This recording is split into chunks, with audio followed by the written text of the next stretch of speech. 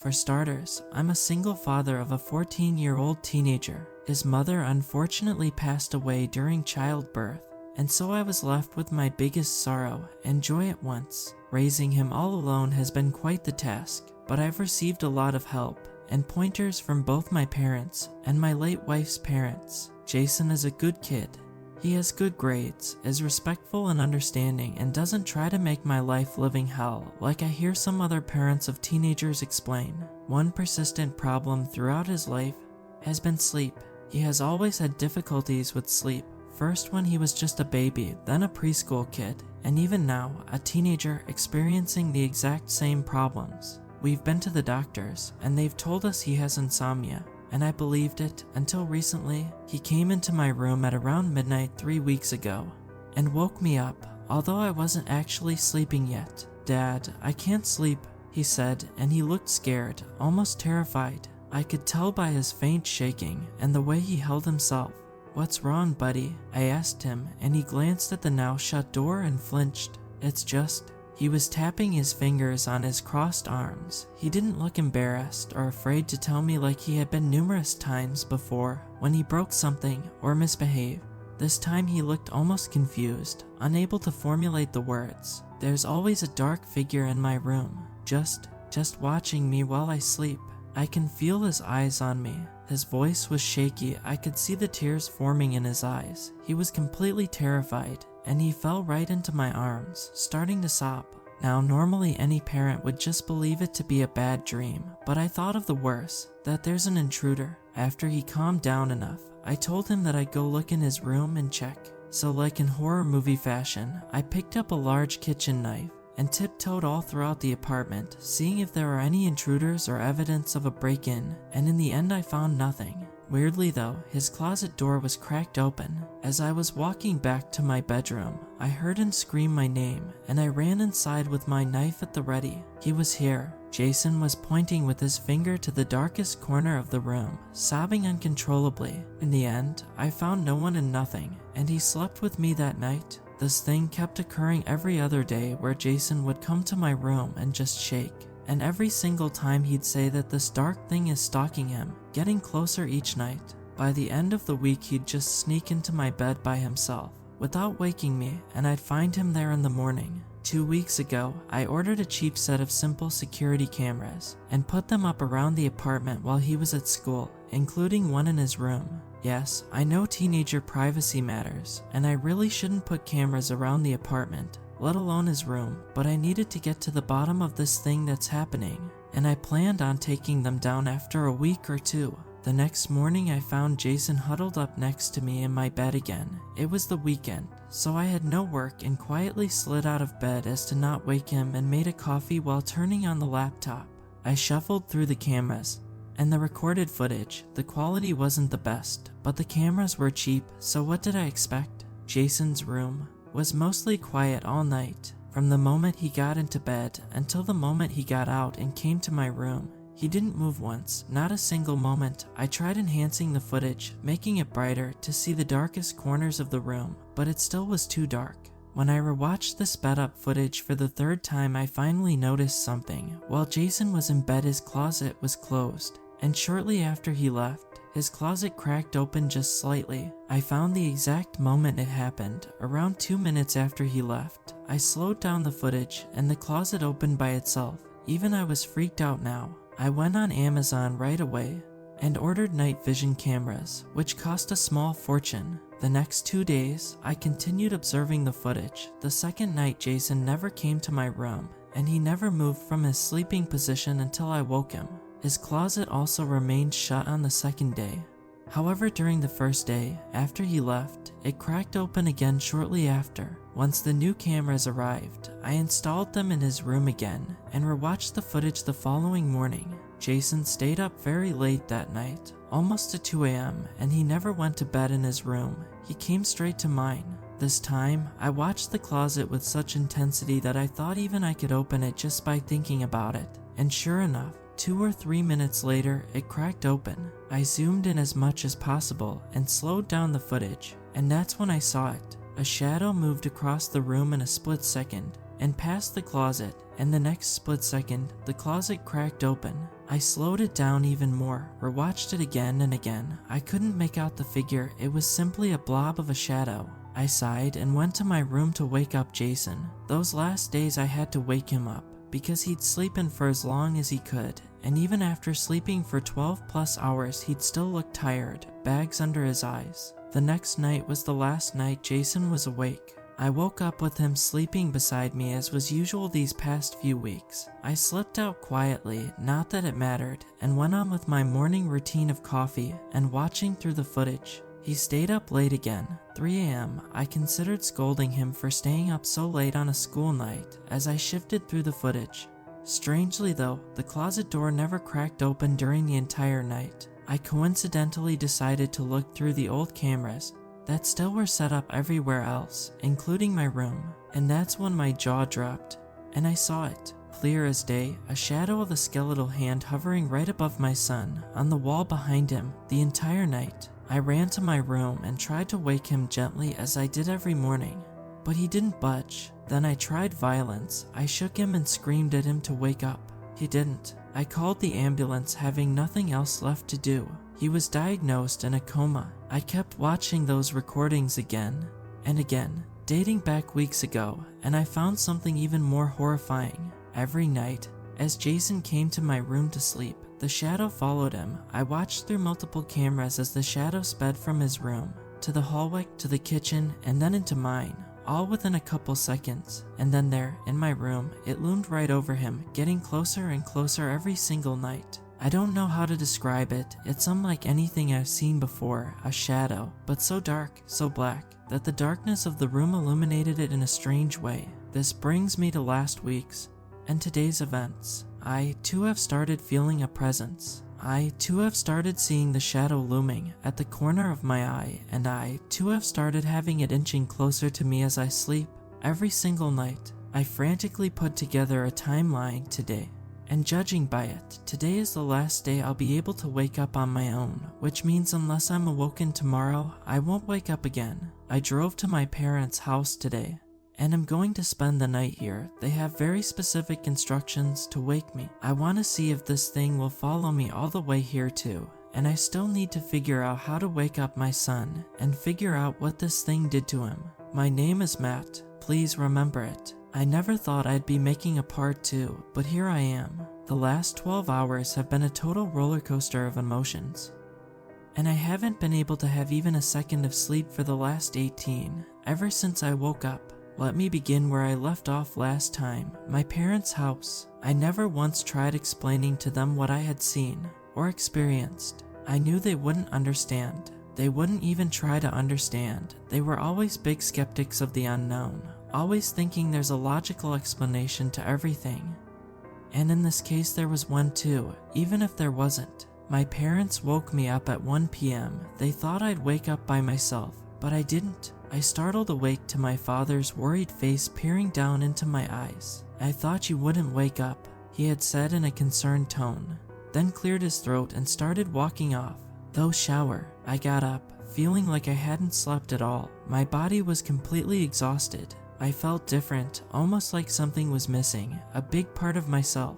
I tried to remember what I even was doing in my parents' house in the first place. Then I remembered setting up my phone to film me. I remembered the shadow, but I couldn't remember why I tried to film it. The footage captured by my flimsy phone camera, with no way to properly enhance it, was useless to me, and it didn't film anything noteworthy. I decided to check my phone, and found thousands of your notifications, and my post from that Friday. That post that I don't remember writing. Jason, a son. I have a son. What? Questions flooded my mind. As I read the words I didn't recall writing, I frantically drove back to my apartment, not really sure what I was looking for. I explored every room and found my parent son's room, tidy and clean, a couple superhero posters on the walls, a desk with a laptop on it, a bed with Marvel design covers. My head was spinning, a horrible migraine, so I popped a pill. Jason. I had written that I had a son named Jason. I took out my phone and called my dad. Hey Matt, what's going on? You left so urgently. Jason, do you remember Jason? I huffed into the receiver. Jason, no, can't say I do. Is that a friend of yours? Did something happen? He replied thoughtfully. Damn, I thought. No, never mind. Thanks, Dad. I hung up before he could say a word more. This clearly says I have a son named Jason. Jason that is in a coma. I went through my phone. There were no pictures of a 14-year-old boy anywhere on there. I looked all around the house. No photo albums. Absolutely no evidence of him ever existing here besides a child's seemingly untouched room. My heart was aching. My head was spinning. The feeling of missing something, but not knowing what it is, like it's at the tip of your tongue, it was unbearable. I found a death certificate of my wife and carefully read through. It clearly said that she passed while giving childbirth. So where is the damn child? Why can't I remember him? I remember her clearly. I rummaged through the house, making a total mess of it all, but in the end I found nothing. No birth certificate, no old documents, or teacher's notes, or doctor's appointments. I collapsed on the couch in the living room feeling exhausted, my eyes heavy, but something was tugging at the back of my head to not sleep. So I picked up my laptop instead, and that's when I rediscovered the camera footage I talked about last post. I saw him. I clearly saw my son, Jason, who I didn't remember, climbing into my bed at 3 a.m. I saw the shadowy thing or figure, his skeletal hand hovering above him. Then going forward until the morning I saw myself screaming and shaking him awake, but he never woke up. I rushed to the hospital I thought I might have left him in. I needed to see him. Jason, I need to see Jason, I said to the receptionist, out of breath. Jason, I don't think we have a patient named Jason here. The young lady replied, not looking up to me. A 14-year-old boy in a coma? I questioned. His name is Jason. Are you a guardian? What? I whispered under my breath. I'll need to see some ID, please. She continued. I pulled out my passport and handed it to her. Do you have his ID as well? I stuttered. I don't. Then I'm afraid I can't let you see him. She finally looked at me, looked into my eyes, with this regretful look. Look, wait, I have proof he is my son. I have videos of him living in my apartment. Let me go get my laptop from my car, I said, and before she replied I scurried away. And would you believe it, my laptop, it was gone. There was literally no evidence of any break-in into my car. I didn't go back in there. There was no point. I took out my phone and read the post again. I needed to make sure I wasn't going insane. It sure as hell felt like I was. How is it possible to forget you have a child? How is it possible the rest of the world forgets it too? I saw a couple of direct messages. One of them caught my interest. I know what you're dealing with. It might have as well been a troll, but I had nothing to lose, so I wrote back. Please help me. I drove back to my apartment, thinking of sleep the entire way there, but a voice at the back of my mind kept telling me not to. Do not sleep. It warned me, you will regret it. I observed the sorry state of my crazed apartment as I felt my phone vibrate in my pocket. I put on the kettle for a coffee and checked the messages. This is an entity straight out of your worst nightmares. It enters your life like a parasite during sleep paralysis and inches closer to you, draining your life force itself as it does so. A following message came in. It preys on you when you are at your most vulnerable, in a state of sleep. The longer it's attached to you, the more tired you will feel every night, and the more life it will drain out of you, until the usual healthy amount of sleep no longer can recharge your body. That's what happened to your son. His energy ran out. He needs more sleep than ever before to be able to wake up, and it won't let him. This thing, it can divide itself, keep its victims paralyzed, so they cannot wake up on their own, and once you're weak enough, they can't be woken up by anyone else either. It'll continue draining on him until the day he dies. This is absolutely crazy. I recall this shadow, this eerie feeling of someone constantly watching me. And I also wrote about it in my last post. What's it called? I asked. And then right after, and how in the hell did it erase someone from existence? It's complicated. I'll give you an address. Come there and no matter what, don't sleep. I put the address into the GPS, and it's a 1.5 hour drive.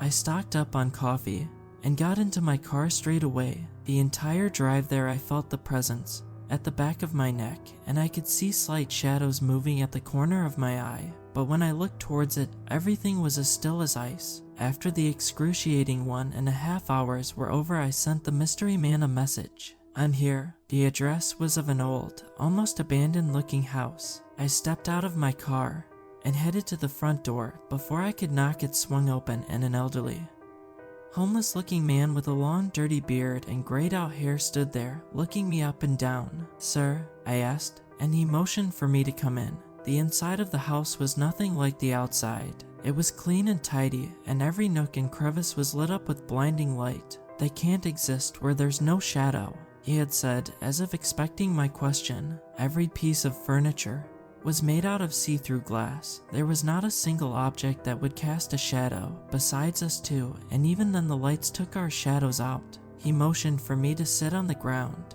"Try to straighten out, narrow so no shadows can be cast by your body." I sat down with my legs stretched out and my arms beside me, and he sat across from me, mirroring my position. He looked at me for a long moment, and I was having a hard time concentrating. The lights were unbearably bright. As I was about to speak, he did so first. "It has no name." He looked wishfully to the ceiling, and then continued, "There are many that visit you in your sleep, some good, some bad. Sleep paralysis is a logically explained occurrence of your mind being awake, but your body not. However, it's not as simple as that. It's not that your mind is awake. Your mind is between being awake and being asleep. That in between is where these demons lie in wait in the darkness. Most can only scare you. They can't cause any harm, but there are a few, like the one on your hands, that can cause a lot of hurt. How do you get rid of it?" I asked in disbelief. He motioned with his hands to the house. "Once he lets himself in, only light can keep him away from you. Do you not sleep?" Still being sore from the long drive here, I instinctively crossed my legs. The man looked at me with such intensity that only my father gave me when I misbehaved as a child. "Don't make shadows," he warned again, and I uncrossed my legs. "I do," he explained. "I sleep in bright light. Over time, its connection to you grows faint, it eventually losing interest in you." "How did it erase the existence of my son?" I asked after a long moment. I can't remember him at all." "Jason, was it?" he said, and with a nod continued, "That I do not know. This thing doesn't have that kind of power, which means you might have more than one of these things on your hands." His eyes widened as he stood up. "I can't tell you anymore. You need to leave now." "Why did you even invite me here?" It doesn't matter anymore. I answered enough questions. "Make sure there's not a single shadow in your home if you wish to survive. And I'm sorry for your son, but it seems like he's too far gone." After he basically threw me out, I sat in my car for a long moment. I decided that I wanted to see my son. I started the car up and drove all the way back and into the hospital's parking lot. By the time I was back, it was 11 p.m. again. A new receptionist sat at the desk, and I tried to explain my situation as logically and best as possible. "So please, just let me see him. Even through a window is fine." She looked at me with a conflicted expression. "Fine, you only get 5 minutes." She led me to his room, and there he was, the boy from the videos, laying there in darkness. I observed him through the window, wishing to remember all that he once meant to me. A shadow moved at the corner of my eye, and I followed it. A dark silhouette was in the room with my son, as if hiding itself in the corner. "Hey," I screamed, and the receptionist came running back. "There's someone in there." She rushed into the room and turned on the light, and I was right behind her. There was nothing there. She sighed a sigh of relief. "You need to go, sir." "No, please, you have to believe me. There was this shadow. I saw it, I swear." "Calm down, sir. There's nothing in the room." That's when my emotions burst, and I just started crying. The receptionist led me back to the lobby, and I just sat down and sobbed. After all my tears dried up, I got back on my phone and looked at the Reddit post again. Then I decided to ask for help with an update. If anyone knows how to make the world remember, how to make myself remember of his existence, please, for the love of God, tell me. I can see the nurses sharing hushed whispers. As I sit here in the lobby writing this, chances are they'll kick me out, or worse yet, lock me up.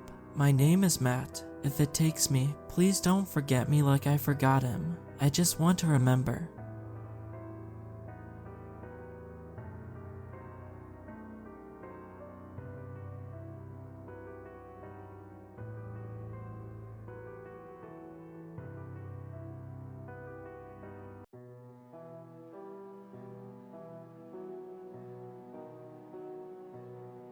I've been working as a cinema usher for 3 years, and by now it's become obvious to me that my cinema's rules are a bit out of the norm. Okay, that was a lie. They're just straight insane, but you can be the judge of that yourself. Just a little background before I start. My name is Sean. I'm 21 years old, and I've been working this job for 3 years now. There's 2 reasons why I ended up here, and why I didn't leave even after I realized just how messed up this place is. The first is that not many employers will hire a high school dropout with a criminal record for petty theft and drug possession. I made some bad decisions early on in my life, and even though I'm on the straight and narrow now, my life has been marked forever by those unfortunate choices. The second reason is the pay. A cinema usher's job is checking tickets, cleaning rooms between shows, and checking that every movie runs smoothly. Usually ushers earn minimum wage. If they're lucky, I, on the other hand, get the same pay as the manager of any normal joint. Although when you take into account the stuff I have to deal with every day, it becomes a whole lot less alluring. But none of you really care about that, do you? You're here for the story, and I won't disappoint. So, here they are, the rules of my cinema. Rule number 1, never ever open the door to room 3 once the movie has started. Sounds simple, right? This rule, and the time I almost broke it, were the first signs I got that this cinema wasn't 100% normal. Even knowing about room 3, you'll be tempted to go in. The room is clever, and it'll try to trick you any way it can. You might hear something from inside. You might be addressed by someone wanting you to open it, but you should never ever do so. The first time I almost entered room 3 was a mere week after I got hired. I had read the rules, sure, and I had been confused by them, but I didn't question them. I needed this job badly. If I had to endure some extravagant, mysterious rules to get my paycheck, then so be it. I was cleaning up the main lobby where the entrance to the individual projection rooms is when I heard it, the thumping of something on a hard surface, and it was coming from room 3. I rushed over to the door. It was clear something was wrong inside. A thin curl of smoke was coming from under it.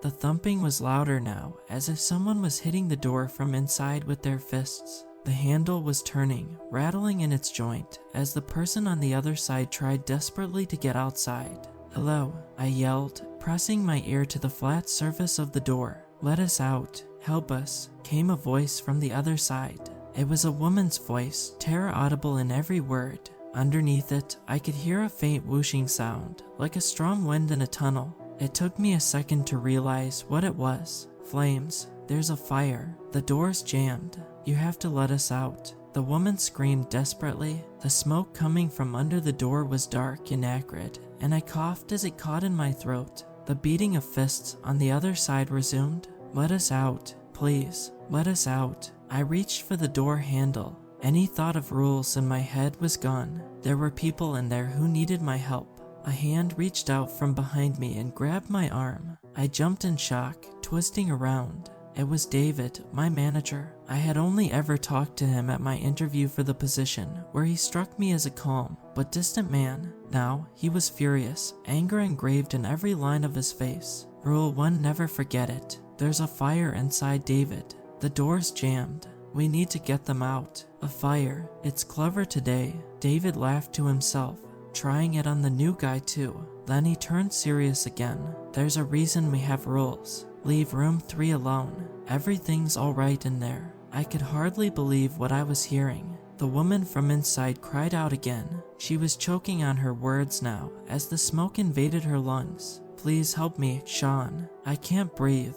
Let us out." David laughed again. "You can hear her, David. They're going to die," I yelled, incredulous as to how he could be so heartless. Well, I wasn't going to let people die because of him and his insane rules. I reached for the door handle. David looked me dead in the eyes. "How does she know your name?" I stopped short. Had I told her my name? No. I looked at the door again. No smoke. No hammering of fists. I cautiously knocked on it a few times. No one answered. David put one hand on my shoulder. "You see, Sean," he said patiently, "room 3 stays closed, no matter what. In 20 minutes, the movie will end and everyone will come out unharmed. I promise." But I heard her. I saw the smoke. I stammered, confusion taking over. You saw what it wanted you to see. Take it from me, Sean. Room 3 will try everything to get you to open that door, but it hasn't succeeded in 13 years, and it damn well won't succeed while I'm the manager here. I won't have that happen again. He led me away from the door gently. When the movie in room 3 ended 20 minutes later, a crowd of people walked out. Everyone was unharmed. I checked the room afterwards. There were no signs of fire anywhere. Rule number 2. If you see a man dressed as a movie character leading children away from the lobby, notify the manager immediately. You know how a lot of cinemas hire people in costumes or suits to promote new movies, like when a new Star Wars movie comes out, and you have guys in stormtrooper armor walking around the building to hype people up. I hated that sort of stuff even before I started working here. One of the odd jobs I took up after dropping out of school was at a scary, run-down amusement park outside town. I had to wear a rancid, unwashed fursuit of the park's mascot for 8 hours straight, 6 days a week. Even seeing one of those things nowadays makes me gag. Now, Rule 2 is a bit of a mystery. I've only ever had to follow it once, and I'm not even sure what really happened. But it's an interesting, albeit gruesome, story, so you might enjoy it. The day it happened was our premiere of Avengers: Infinity War. The manager had hired several cosplayers dressed as the main characters to walk around the lobby and take pictures with fans. Now, I was generally okay with that, despite my past experiences. The thing that made me nervous was how before the shift began, David rounded up all the ushers and made us memorize the list of superheroes he had hired. He was absolutely adamant about it, insisting that we knew them all by heart. If it wasn't for the incident with room 3, I would have thought he was mad. But by now I knew not everything was as it seemed in this place. It wasn't a long list, so I can still remember it. Captain America, Black Panther, Doctor Strange, Thor. Retrospectively, the poor guy dressed as the God of Thunder must have been devastated how fat his favorite character got in Endgame.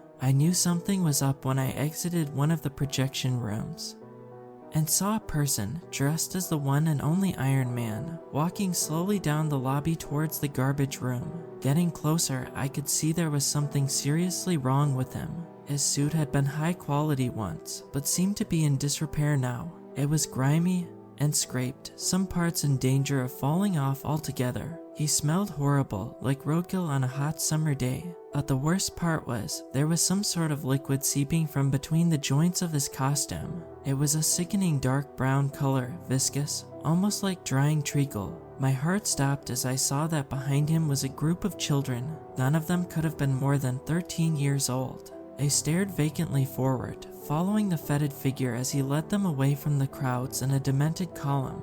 My ordeal with room 3 had taught me all I needed to know about the rules. I rushed over to the manager's office, tore inside, and yelled into David's room.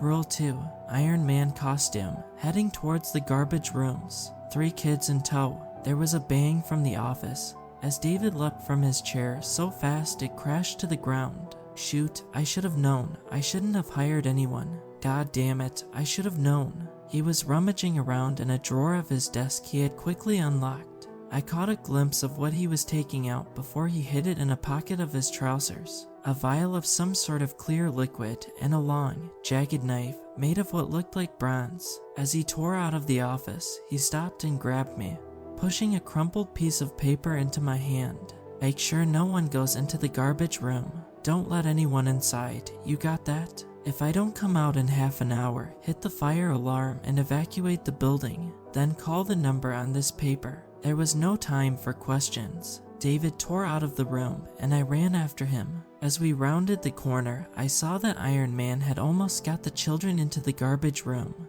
He was maybe 3 meters away from the door, the kids still following blindly. David tore past them and rammed open the door. Then, in one clean movement, he grabbed the costume thing, threw it inside, and slammed the door shut. The children twitched, like puppets with their strings jerked up and down. Then they looked around, confused. They probably didn't even know how they got there. So they did what any kid would do in that situation. They started to cry. It was 23 minutes before David left the garbage room. There were dark red marks on his once clean shirt, and a horrible stench came off him. He looked tired. Clean up in there, Sean. If you find anything strange outside a garbage bag, don't touch it. Just come tell me. He stumbled off to his office. The garbage room was a wreck. The stinking, dark liquid stained the floor, the walls, and even the ceiling in some places. In the corner, there were several black plastic bags. A wet patch of that noisome dark liquid was slowly spreading from underneath them. Rule number 3, if a man with a tattoo on his left cheek wants something from the lost and found, don't give it to him. Now, this one isn't exactly tied to a story I personally experienced, but I still have something to say about it. After the Rule 2 incident, David started treating me kinder. I guess he trusted me a bit more since he knew I had learned my lesson and understood that the rules weren't there for benign reasons. They were there to protect us all. I was curious about Rule 3. After some time, I summoned the courage to ask about it, so before one day's shift, I walked into the office and cautiously asked about it. David, I'm sorry to bother you, but I was wondering if you could tell me more about Rule 3 by any chance. David smiled wryly. Curious, are you? Don't worry, I would be too. He began rummaging about in his drawers and file folders. Eventually, he handed me several yellowed papers, stapled together in the corner. Here, look over this when you're on your break. Hopefully it'll slake your curiosity. When my break came, I sat down in our locker rooms and did exactly that. The papers were actually several newspaper articles, stapled together. The first was 15 years old. Gruesome triple homicide. Family murdered in their own house. Sole survivor tells horrifying story. The neighborhood of Redacted was left in shock yesterday after police found a gruesome murder scene in the house of local residents, the Prescotts. Of the family of 4, there was only one survivor, 13-year-old Redacted Prescott, who was found bound and gagged, but otherwise unharmed, in his family's living room, next to the mutilated remains of his parents and older sister. Found on the crime scene was an umbrella which the survivor claims his mother had forgotten after the family's visit to the local cinema earlier that week. Cinema manager David Redacted told our reporters that the umbrella had been picked up by a tattooed man the day before the murder, who claimed it was his. Police are looking into the possibility this man was connected to the crime, but so far their search has proved unsuccessful. The next 2 articles were 12 and 5 years old, respectively, and published by different newspapers, but they told much of the same story, a mass homicide. One mentioned an item from our lost and found being found at the scene from the crime. The other didn't, but David had written underneath it in pencil, the same man. What does the tattoo mean? Need to make a rule about him. The last article was what really creeped me out though. It wasn't modern, in fact, it was just a printed photo of an ancient-looking page. The year printed at the top announced it to come from London, 1899. The writing was hardly legible, but the headline told me all I needed to know. Fear the stage. London theater shuts down amid murder spree as mysterious killer claims forgotten items. My name is Sean. I've been a cinema usher for 3 years now. My cinema has rules that you never, ever break, no matter how strange or downright insane they sound. If you're confused, you should probably start at the beginning. Some rules are harder to follow than others, and some come up more often. Rule 4 is one of the rarer ones, and I thank God for that. Rule number 4, if the lights go out while you're cleaning a room, take a seat. A movie will play. You have to watch till the end. Don't look away from the screen, no matter what you see or hear. This is the rule that gave me the most anxiety when I read it. Having already had a run-in with Rules 1 and 2, I knew just how serious following our commandments or failing to do so could be. My experience with rule number 4 happened when I was cleaning out room 1 after a movie. Without a warning, it happened. The thing I'd been dreading for months at that point, the lights went out. There wasn't a pop, like a light bulb going off.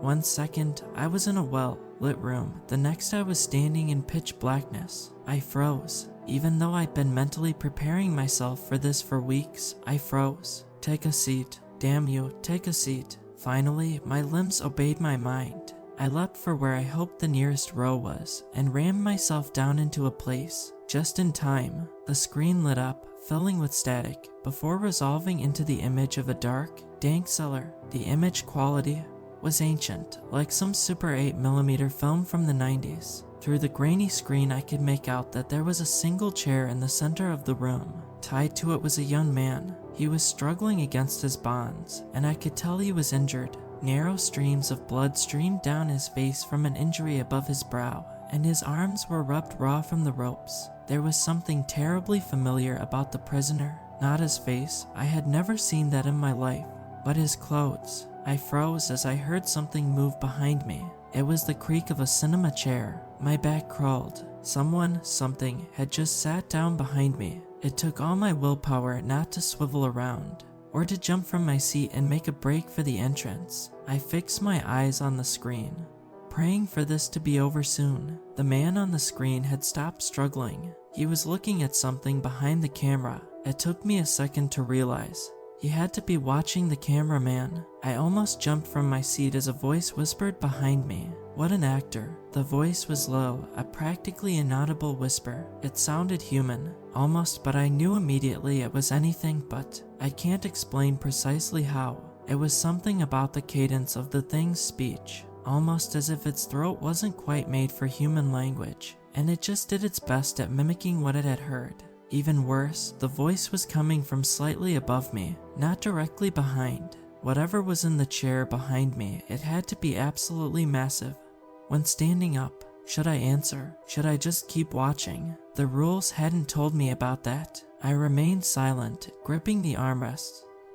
To stop myself from shaking, eyes fixed forward towards the screen. The camera was moving as the person carrying it approached his prisoner. The man in the chair was trying desperately to recoil, but his binds were too tight for anything but the slightest movement. And as the camera got closer, I recognized what was so horribly familiar about him. His clothes. He was wearing a cinema uniform. My cinema's uniform. Where do you think they got the costumes? Whispered the thing sitting behind me. Sadistic irony dripped from every word. It was playing with me. I didn't answer. The movie went on for about half an hour. I won't tell you exactly what I saw. I don't want to think about it more than I have to. I'm not sure that stuff would be allowed on this site, not even in description. Suffice to say, I wouldn't wish such a fate upon my worst enemy. At one point, I retched and vomited over myself. And the floor, as my stomach convulsed, I almost took my eyes off the screen, and at that moment I felt the thing's hot, stinking breath on my back. It wanted me to look away. It wanted me to give in. I looked up, again fixing my eyes on the gruesome scene playing out on screen. The thing behind me spoke only once more, before the lights came on as abruptly as they had turned off. I sounded frustrated, angry. Even, you know the saying, Sean, rules are made to be broken, or at least that guy thought so. I wish I could end the story there, but unfortunately there's just a bit more to it. Because the guy on the screen had been a worker here, because he had died for breaking a rule, because David hadn't told us everything, instead keeping us on some sort of BS need-to-know basis. Someone had suffered a fate worse than death because of his secrecy, and I would have him explain himself. Still covered in my own sick and cold sweat, I stormed through the lobby, ignoring the disgusted looks of the customers there. I slammed into the office. David looked up calmly. Rule number 4 or number 11? Number 4. You knew what the risk was. You knew what could happen. But you didn't tell anyone. That guy I saw, the things that it did to him. You could have stopped that. David sighed tiredly. It's better this way, Sean. What? How can it? Let me explain something to you, David said, getting up to stand eye to eye with me. There was a hint of steel in his voice now, and a flash of suppressed anger in his look. I shut up. Some things can be avoided if you know about them. Room 3 is like that if you know what it wants, and how it will try to get it. It's easier not to fall for it. But some things, Sean, some things only get stronger the more you know about them. You can avoid breaking rule number 4 with what you know right now. You just need to keep watching. But the more you know about it, the more direct the thing in that room can be in its attempt to get you to look away. And the last guy, the one I saw on screen, he knew too much, even more than you do now.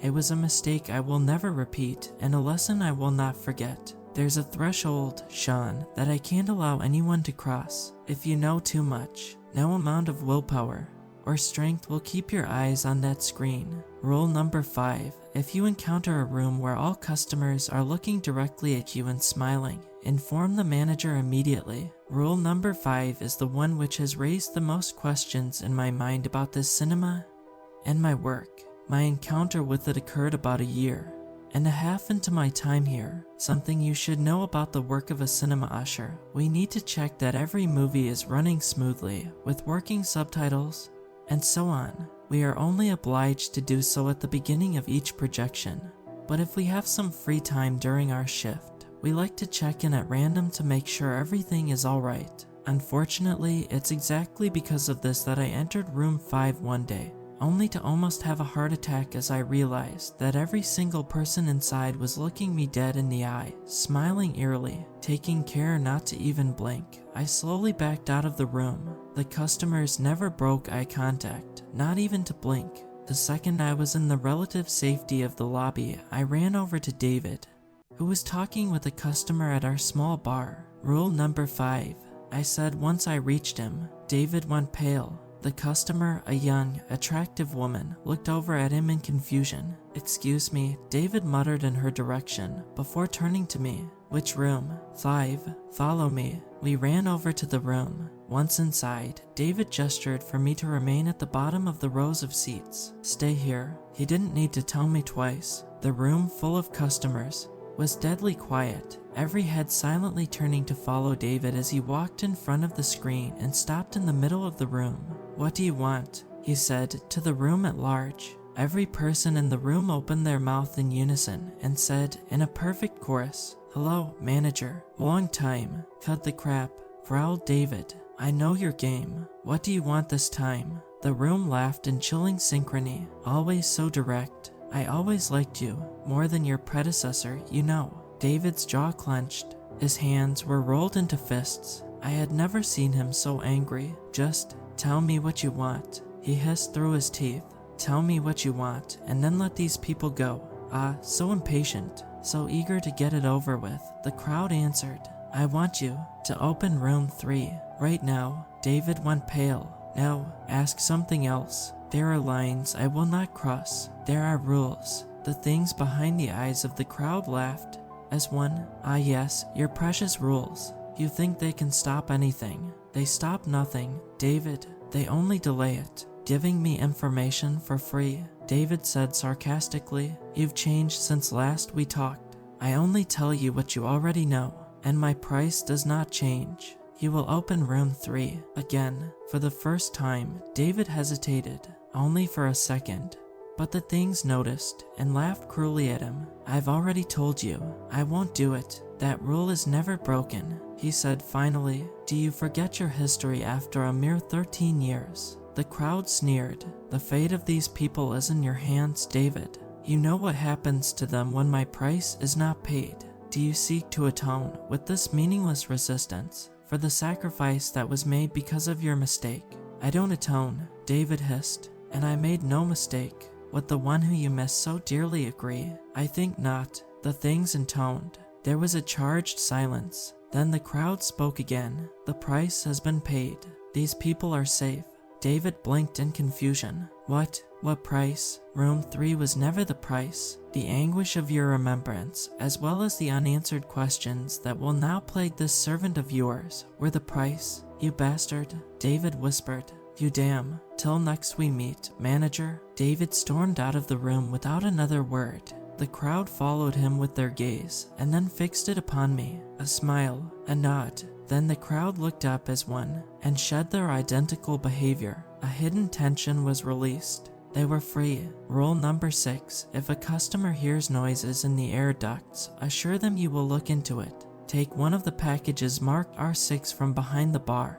Enter the air ducts through the garbage room, and place the contents of the package at least 10 meters away from the entrance. Leave the air ducts as fast as possible. This is one of the easiest rules to follow, although the time limit is worrying at first. It's also one of the most commonly employed, usually coming up about once a week. Thankfully, I've never seen anyone fail to uphold it. The first time I had to feed the thing in the air ducts was a very busy shift. We had premiered The Rise of Skywalker a few days before, and we were still being swamped by crowds of customers. I was cleaning up the lobby from the ever-present spilled popcorn when an angry-looking young man wearing a Star Wars shirt stormed over to me. "Good day, sir. How may I help?" I began. "Yeah, man, whatever." He cut me off immediately. "Could you fix your damn aircon?"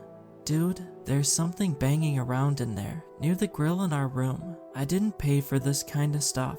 I clenched my teeth to control my temper at the man's manners, but managed to remain calm. "Yes, sir, of course. Sorry for the inconvenience. David will probably forgive you for letting a room of people die at the hands of God knows what, but he won't allow you to be rude to customers. He's just like that." After the customer had stalked off again, I got one of the marked packages from behind the bar. It was strangely heavy and I could feel moisture seeping out from inside it. Doing my best to ignore it, I crossed over to the garbage room and opened the grill covering the air ducts. I could hear whatever the customer had been complaining about, a fast, tip-tap sound like fingers drumming endlessly against the side of the duct. My skin crawled. It was uncomfortably too close to the sound of dozens of long, thin legs. I took a deep breath and crawled into the chute. The air inside was cold and drafty. The passage was tight and I was forced to go prone, propelling myself forward on my elbows and knees. Crawling forward, I could see by the dim light that there was a pile of something up ahead, around the 10-meter mark. As I reached it, I groaned under my breath.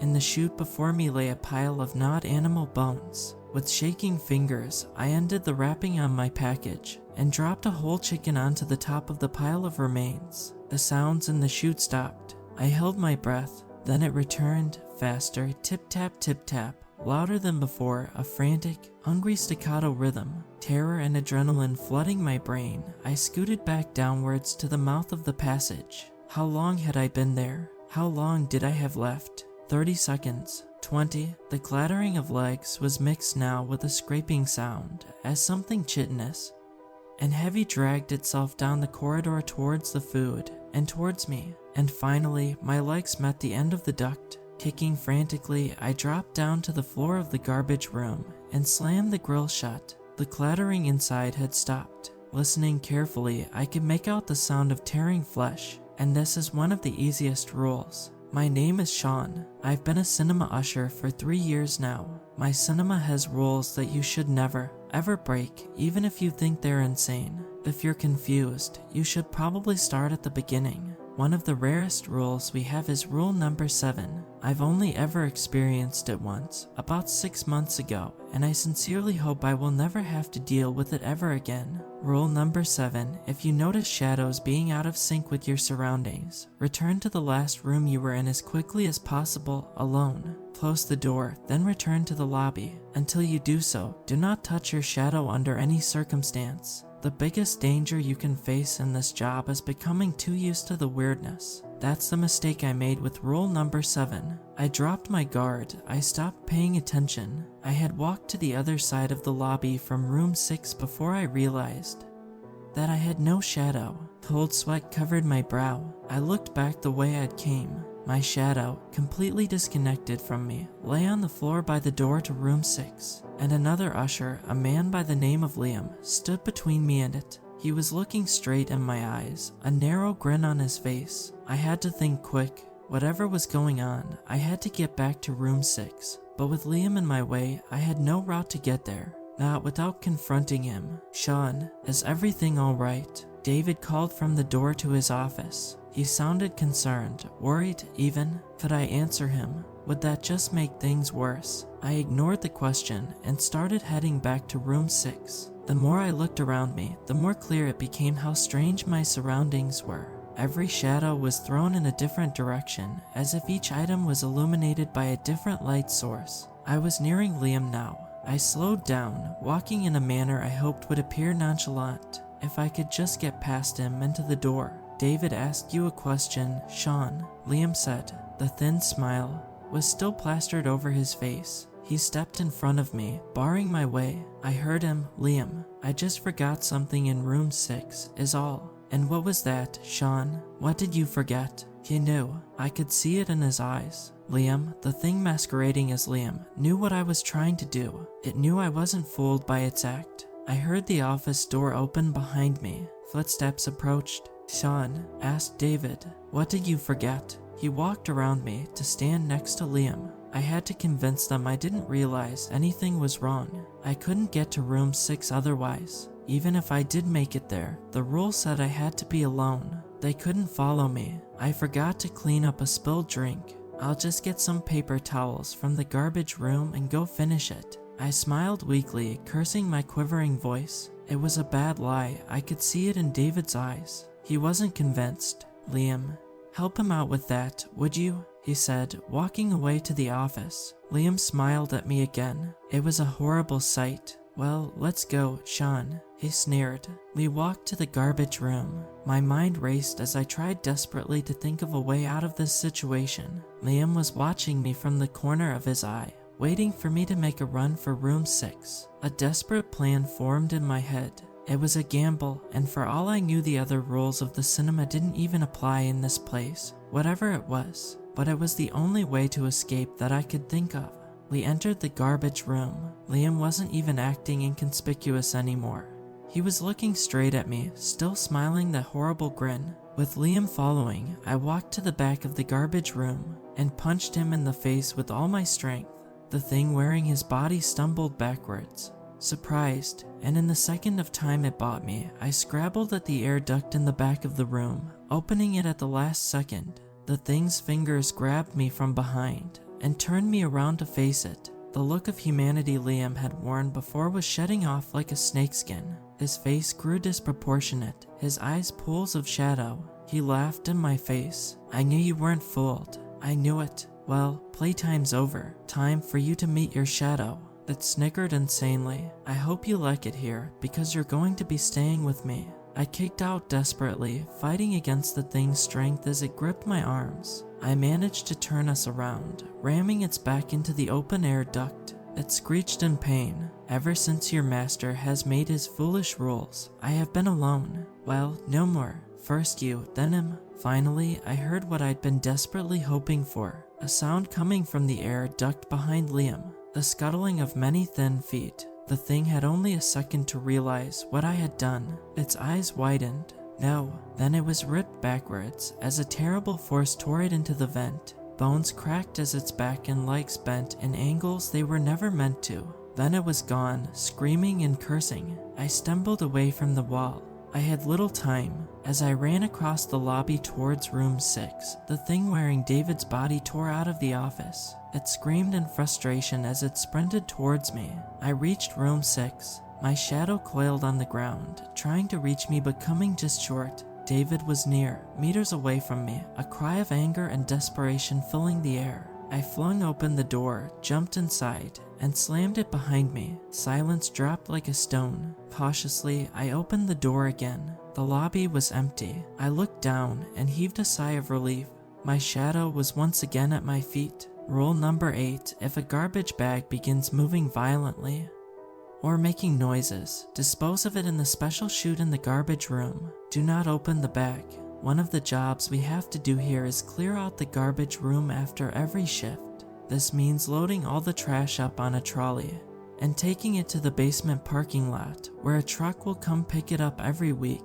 Rule number 8 is probably the worst after number 4. It's not as mentally scarring, but it can still screw your head up if you think too much about it. It certainly made me pretty miserable when I had to deal with it the first time, about a year back. I was almost done with the trash that day. One more trip with the trolley should have done it. I was looking forward to the end of my shift and the warm embrace of my bed at home. That's when a garbage bag spasmed, dropped to the ground with a wet, organic thud, and started screaming. "Help me. Oh God, please help me." I screamed and jumped back.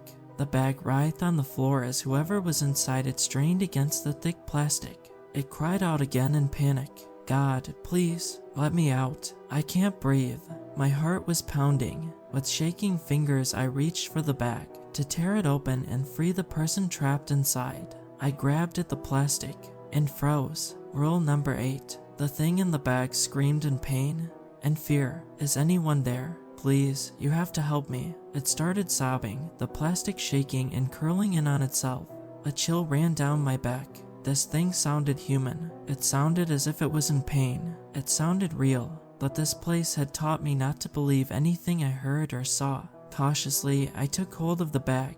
A hand shot out of the writhing mess and grabbed my arm. I yelled and stumbled back, breaking the thing's grip. Help me, you have to help me. I can't move. I can't breathe. I can't. The arm had been real enough. I could still feel its grip. Where it had caught me, the arm had been human-sized, but no human could have fit into that bag. I grabbed the twisting, amorphous mass. The hands grabbed at me through the plastic as it screamed for help into my face. Staggering with its weight, I lurched over to the garbage chute and dropped it over the edge. It caught onto the edge with its hands. Please, please, it whimpered, almost whispering where before it had been shouting. I can't go back. Please, don't. I brought the lid of the chute down on its fingers. It screamed, slid down the chute, clawed at the sides as it disappeared into the dark, and went silent. Rule number 9, if anyone exits room 3 during a show, do whatever they ask. Inform the manager immediately, for all the wrong reasons. This story isn't like the others I've told. This story will be different, and I'm not sure I like that. I'm not sure where it will lead me. And this cinema, because this story happened yesterday. Even though David's warm to me in the time I've been working here, I think he might even trust me. He hasn't said anything about room 3. To be fair, I've been too afraid to inquire. So rule number 9 has always been a source of mystery and no small amount of apprehension. No one I asked could even remember a time when they would have to obey it. Strange though it may seem, no one had ever exited room 3 during a projection, at least not in the years I've worked here. No one could remember David ever explaining the command, or even talking about it. Rule number 9 was as big a mystery as the room it concerned, so nothing could have prepared me for yesterday. When the door opened, and a smartly dressed man walked out of room 3, I froze in my tracks. No amount of experience in this job could have prepared me for that. He walked over to me as I stood, staring in amazement and fear. "Good evening, sir," he said. His voice was flat, emotionless, a blank slate, but unlike the thing from rule number 4, it was unmistakably human. "Good evening," I stammered finally. The man smiled in slight amusement. "I wish to speak to the manager." Right this way, sir," I replied, trying to fake a calm I didn't feel. I wish I could have told the thing to stay, that I could have warned David, but it was as if my brain was in ice, sluggish and unresponsive.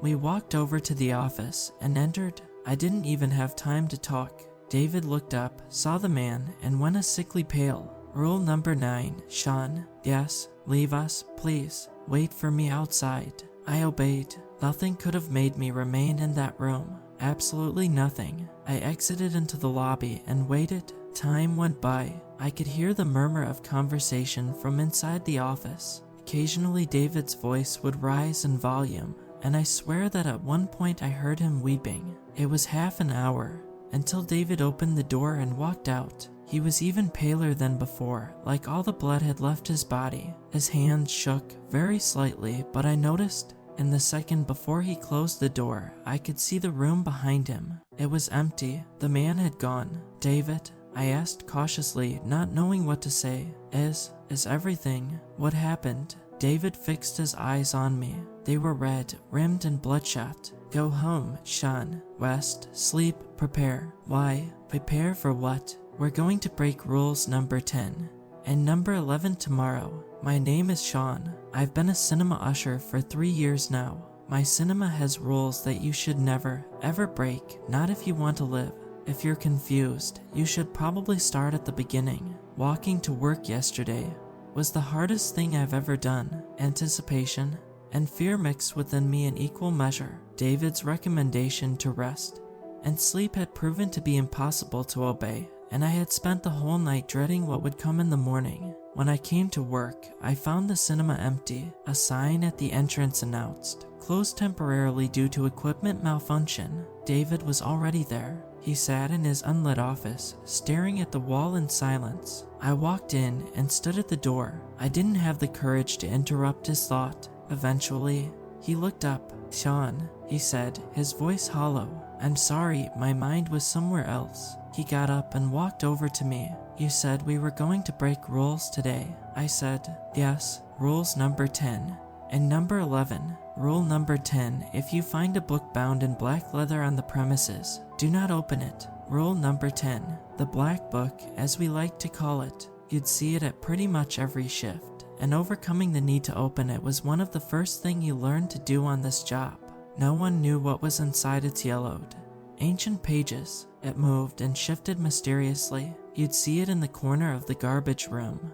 Propped up invitingly in the corner, you'd walk over to a room, or to the office, only to see it first on the ground in the lobby, and then in the office itself, lying on David's table as if it had always been there. We'd never seen even David open it. It seemed I was going to see so now. It took us an unusually long time to find the book, searching first the office, and the lobby and the rooms. We then returned in defeat, only to find it sitting on one of David's filing cabinets. He snorted derisively and went to pick it up.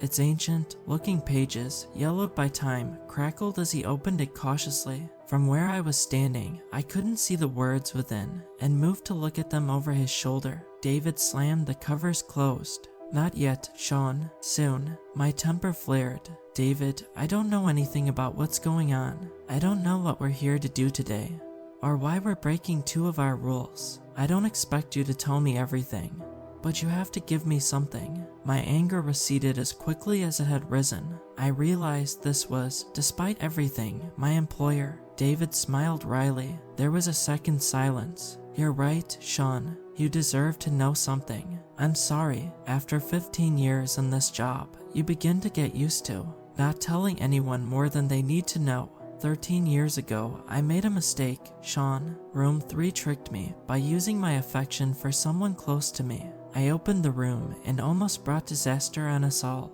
It's ironic. Only the sacrifice of the person I thought I was saving helped delay disaster. Delay. Yes, Sean. We borrowed time. Yesterday, that time ran out. Unless we act, room 3 won't even need anyone to open it anymore. It will escape by itself, and I can't allow that. And the book, what is it? I guess you could call it a manual of sorts. The rules of this cinema are all in here. He looked down onto the pages again. I could tell this impromptu informational talk was over. I could be happy for even the little I had gotten. David turned some pages, scanning their contents, before pointing at a piece of the page and smiling to himself.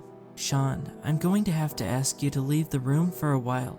Just for a while. This shouldn't take long. I hesitated, but obeyed. Standing in front of the room, I could see David's shadow on the drawn blinds of his office window as he moved around. Suddenly, another shadow sprang up from behind him. It walked around until they stood face to face. Another joined it, and then another. Muted voices reached me. David sounded resolute and determined. The answering voices, many talking over each other at one time, were sharp but barely heard whispers, like the drawing of a knife across skin. The shadows gathered around David.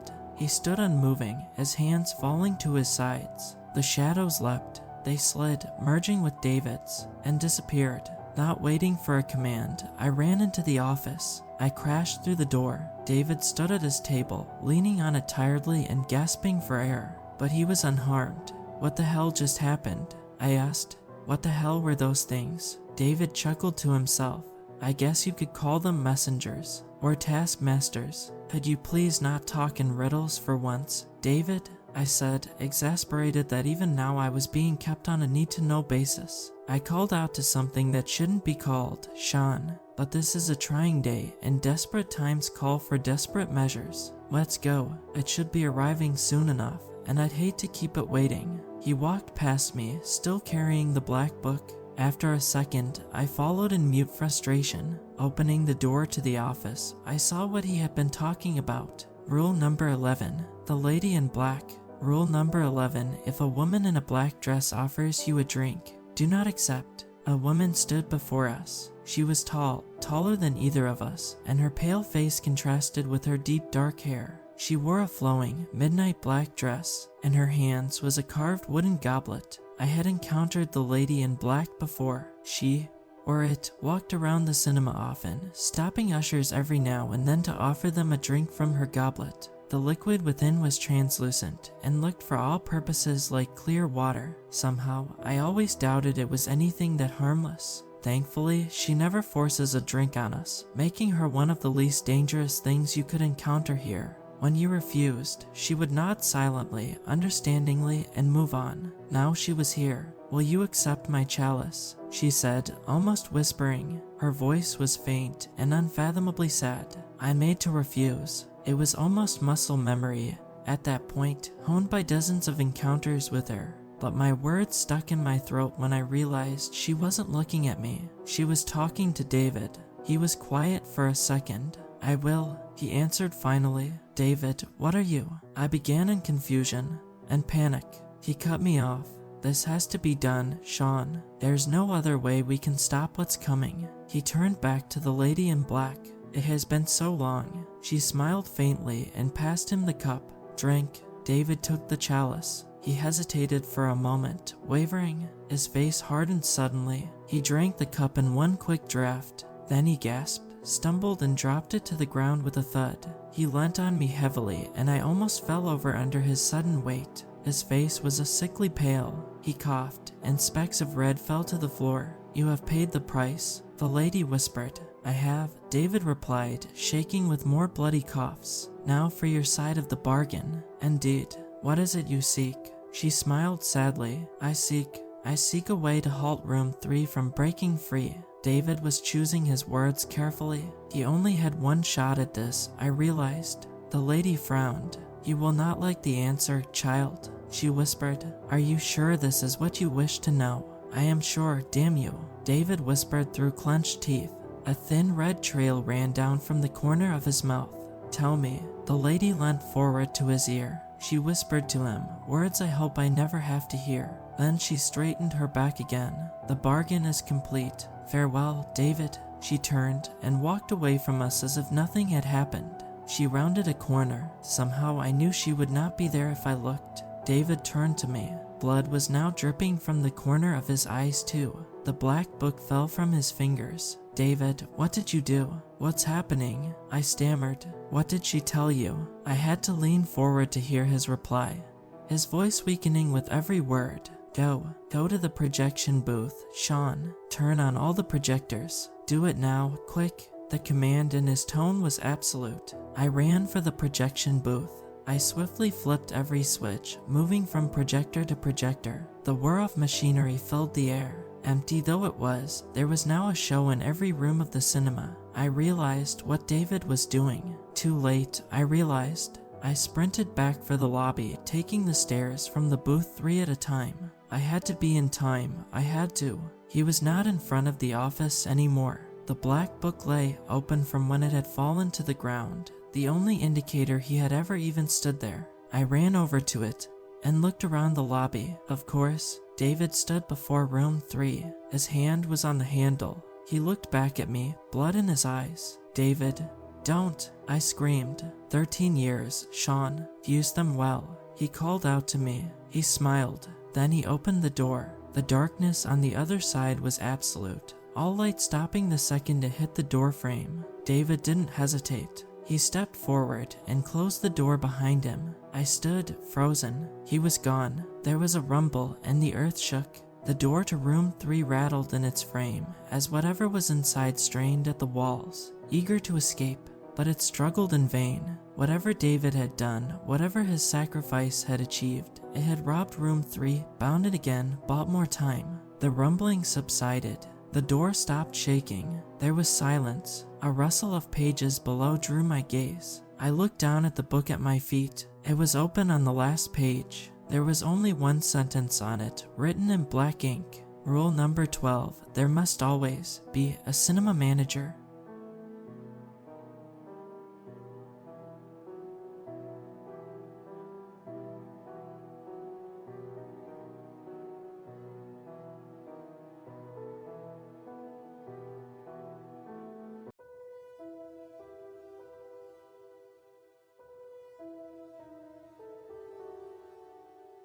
My mother died in a tragic car accident. It was a Saturday morning. She went out to buy some presents for her grandkids. Thanks to slippery roads and dumb drivers, she ended up getting hit while walking on a sidewalk, dying on impact. And in some twisted turn of events, everything she bought survived, almost in perfect condition. We buried her soon after, and I remembered how one night while we were having drinks, reminiscing about my childhood, she sarcastically said how I should leave her phone in her casket when she dies, in case she woke up. We both laughed at that, so I did just that. I left her phone, because I thought she'd want that. It also gave me some peace of mind. The following month came and went. I don't remember much of it. It's all a blur. I wasn't in my right mind. I was mourning in my own way, not really socializing, staying away from everyone and everything at work, not going out despite multiple invitations by friends and my wife. I even skipped my kids' Christmas school play, which I hate myself for. They were so sad that I didn't come. My wife eventually gave me an ultimatum a week before Christmas. Either I get my stuff together, or I'd have to find a hotel to spend Christmas at. It was difficult, but I did, and I tried. I really did. My wife and I debated for a while whether or not to include the presents my mother bought for the kids, and whether or not to tell the kids, which also meant telling them that Santa isn't real. We couldn't agree on either option, so we reached a consensus. We do give them the presents my mother bought, and we do tell them it's from her, but in a special way. Grandma talked to Santa in heaven and asked to get you these gifts, is what we told them. They cried, they laughed, so did we. Christmas was great. First Christmas without my mother, and it hurt. For some context, we opened gifts the day before Christmas, before sleep. It sounds weird, I know, but we come from a European country, and that's just how things are done here. We're used to it. After the kids went to sleep and my wife signed off to bed, I just couldn't. It was eating me alive not being able to talk to her, and I cried. I cried so much. I was such a mess that before I knew it, I had my phone held up to my ear ringing. The ringing stopped. I pulled the phone away, looking at the screen in shock. The call timer was still ticking. It was the screen of being on a call. I heard some shuffling and other weird sounds on the other side. Trying to listen in closer, I put it back to my ear. "Hello?" I said in a shaky voice. "P?" A female voice responded. My mom's voice. P was the nickname she always used for me. "Mom?" I broke into a sob. She didn't say anything for a long while. "I'm sorry, Mom." "I'm here," she said. "I miss you," I replied, clutching the phone harder, as if doing so would get me closer to her. I couldn't really understand how this was happening. Maybe I was hallucinating. "It's your fault." The voice rang from the other end. "What? Mom?" I was confused. What did she mean by that? Her voice was weird. It was hers, but somehow broken, distorted. Maybe the connection was bad. I mean, she was below the ground. "It's your fault." It said again, even more distorted than before. "You killed me. You killed me. You killed me." It started repeating, screaming at me. I dropped the phone and started sobbing louder, covering my ears. I stayed like that for a long while, until my tears dried out. I opened my eyes again and looked at the phone on the ground. The call was still running, now at 15 minutes. It was silent again. "Mom?" I asked in a shaky voice. "I'm outside." Her voice was back to normal, but it no longer sounded like her. It sounded like an imitation almost. "What?" I asked, not believing what I'm hearing. A loud knock suddenly resounded at the front door. A single loud knock, startling me. "Open," she whispered, and another knock came. "This is not real, I'm just hallucinating," I said out loud, now rocking back and forth again. I was crazy. I was going out of my mind. Another knock, louder than the one before. Then another, and another. And soon someone was just banging on the door. Faster and faster, building up momentum. "Stop!" I screamed. "Stop!" I repeated, covering my ears and closing my eyes. I could still hear the banging on the door, and then a hand on my shoulder. I shook it away in shock, shouting, "No!" "Peter, what's going on?" It was my wife, her worried eyes peering down into mine. I was now on the ground, flailing my hands like a crazed man. I could no longer hear the knocking. "Did you open the door? Was it her?" "Door? What door?" She looked extremely worried. "Are you okay, Peter?" I looked around frantically, using my hands to feel for the phone. When I found it, I looked on the screen. I was still on call. "Mom, see, I'm on call with her. She talked with me." I tried explaining to her. "Let me in." Another whisper came from the phone. My wife was shaking her head. "Go to sleep, Peter, you're not well." Did you not hear that? See? See, she's speaking. I shoved the phone into her face. Her eyes widened. How is this? Another loud knock at the front door interrupted her. What the hell? Who's knocking at such a late hour? She started walking over to the front door. "No, don't!" I screamed at her. But she didn't open it. All she did was look through the peephole. There's nobody here. Another loud knock. My wife jumped back, startled. What the hell? Whoever this is, it's not funny. We're calling the police. It's me. The voice whispered again, another knock. That's it, I'm calling the cops. My wife walked upstairs, probably to get her phone. Please let me in, it's cold. It pleaded, no longer sounding like my mother. Not even an imitation. It sounded like something inhuman.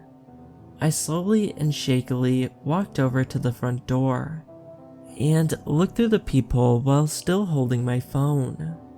I saw a figure in the tree line across the street, taller than any cars parked on the side of the road.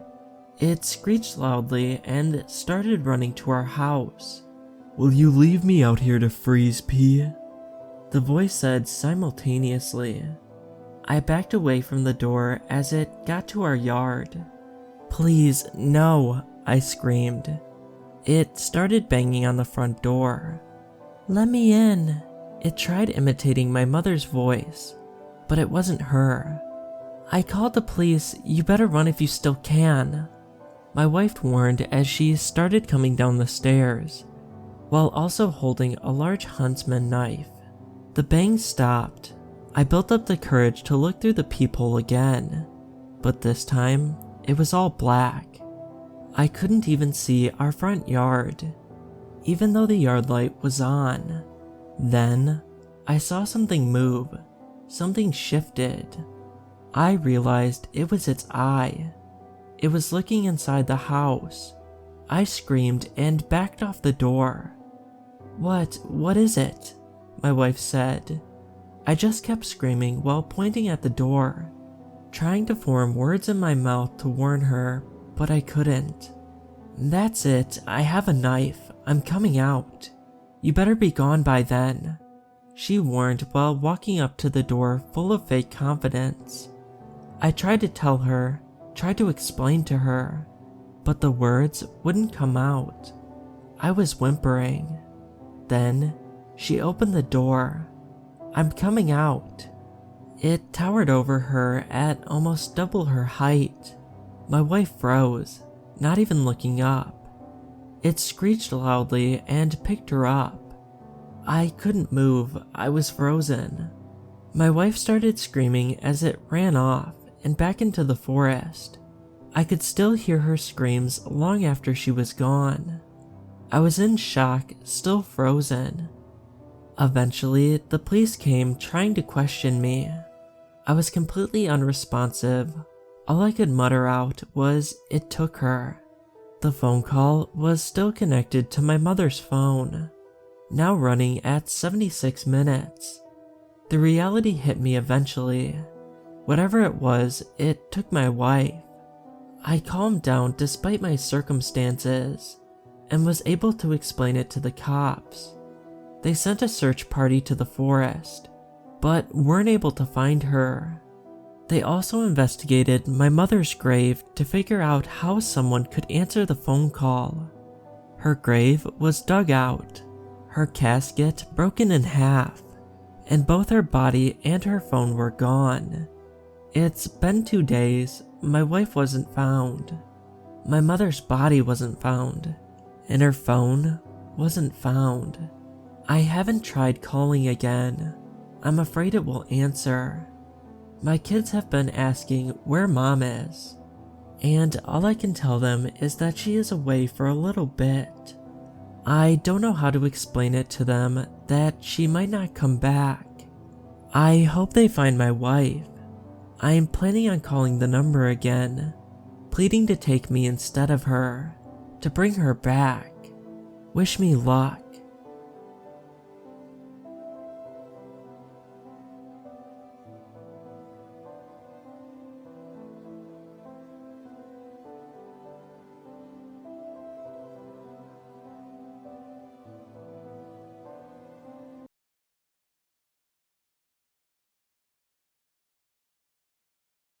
My son's room stinks. There's no other way to say it. No beating around the bush. His room is absolutely foul. If he was a teenager, I'd have assumed it was just a byproduct of puberty, negligent hygiene, and stale food molding in the back of his closet. But this smell is something much more pungent.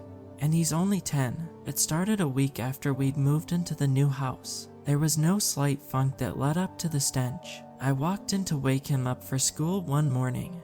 And there it was. As I inhaled to call his name, the smell hit the back of my throat with such a force I gagged mid-yell. Being exposed to something so atrocious couldn't be healthy. It smelled like mildew and death. Tommy slowly rose from his slumber, seeming unbothered by the smell at all. I dragged him out of bed, my breakfast bobbing in my throat the entire time.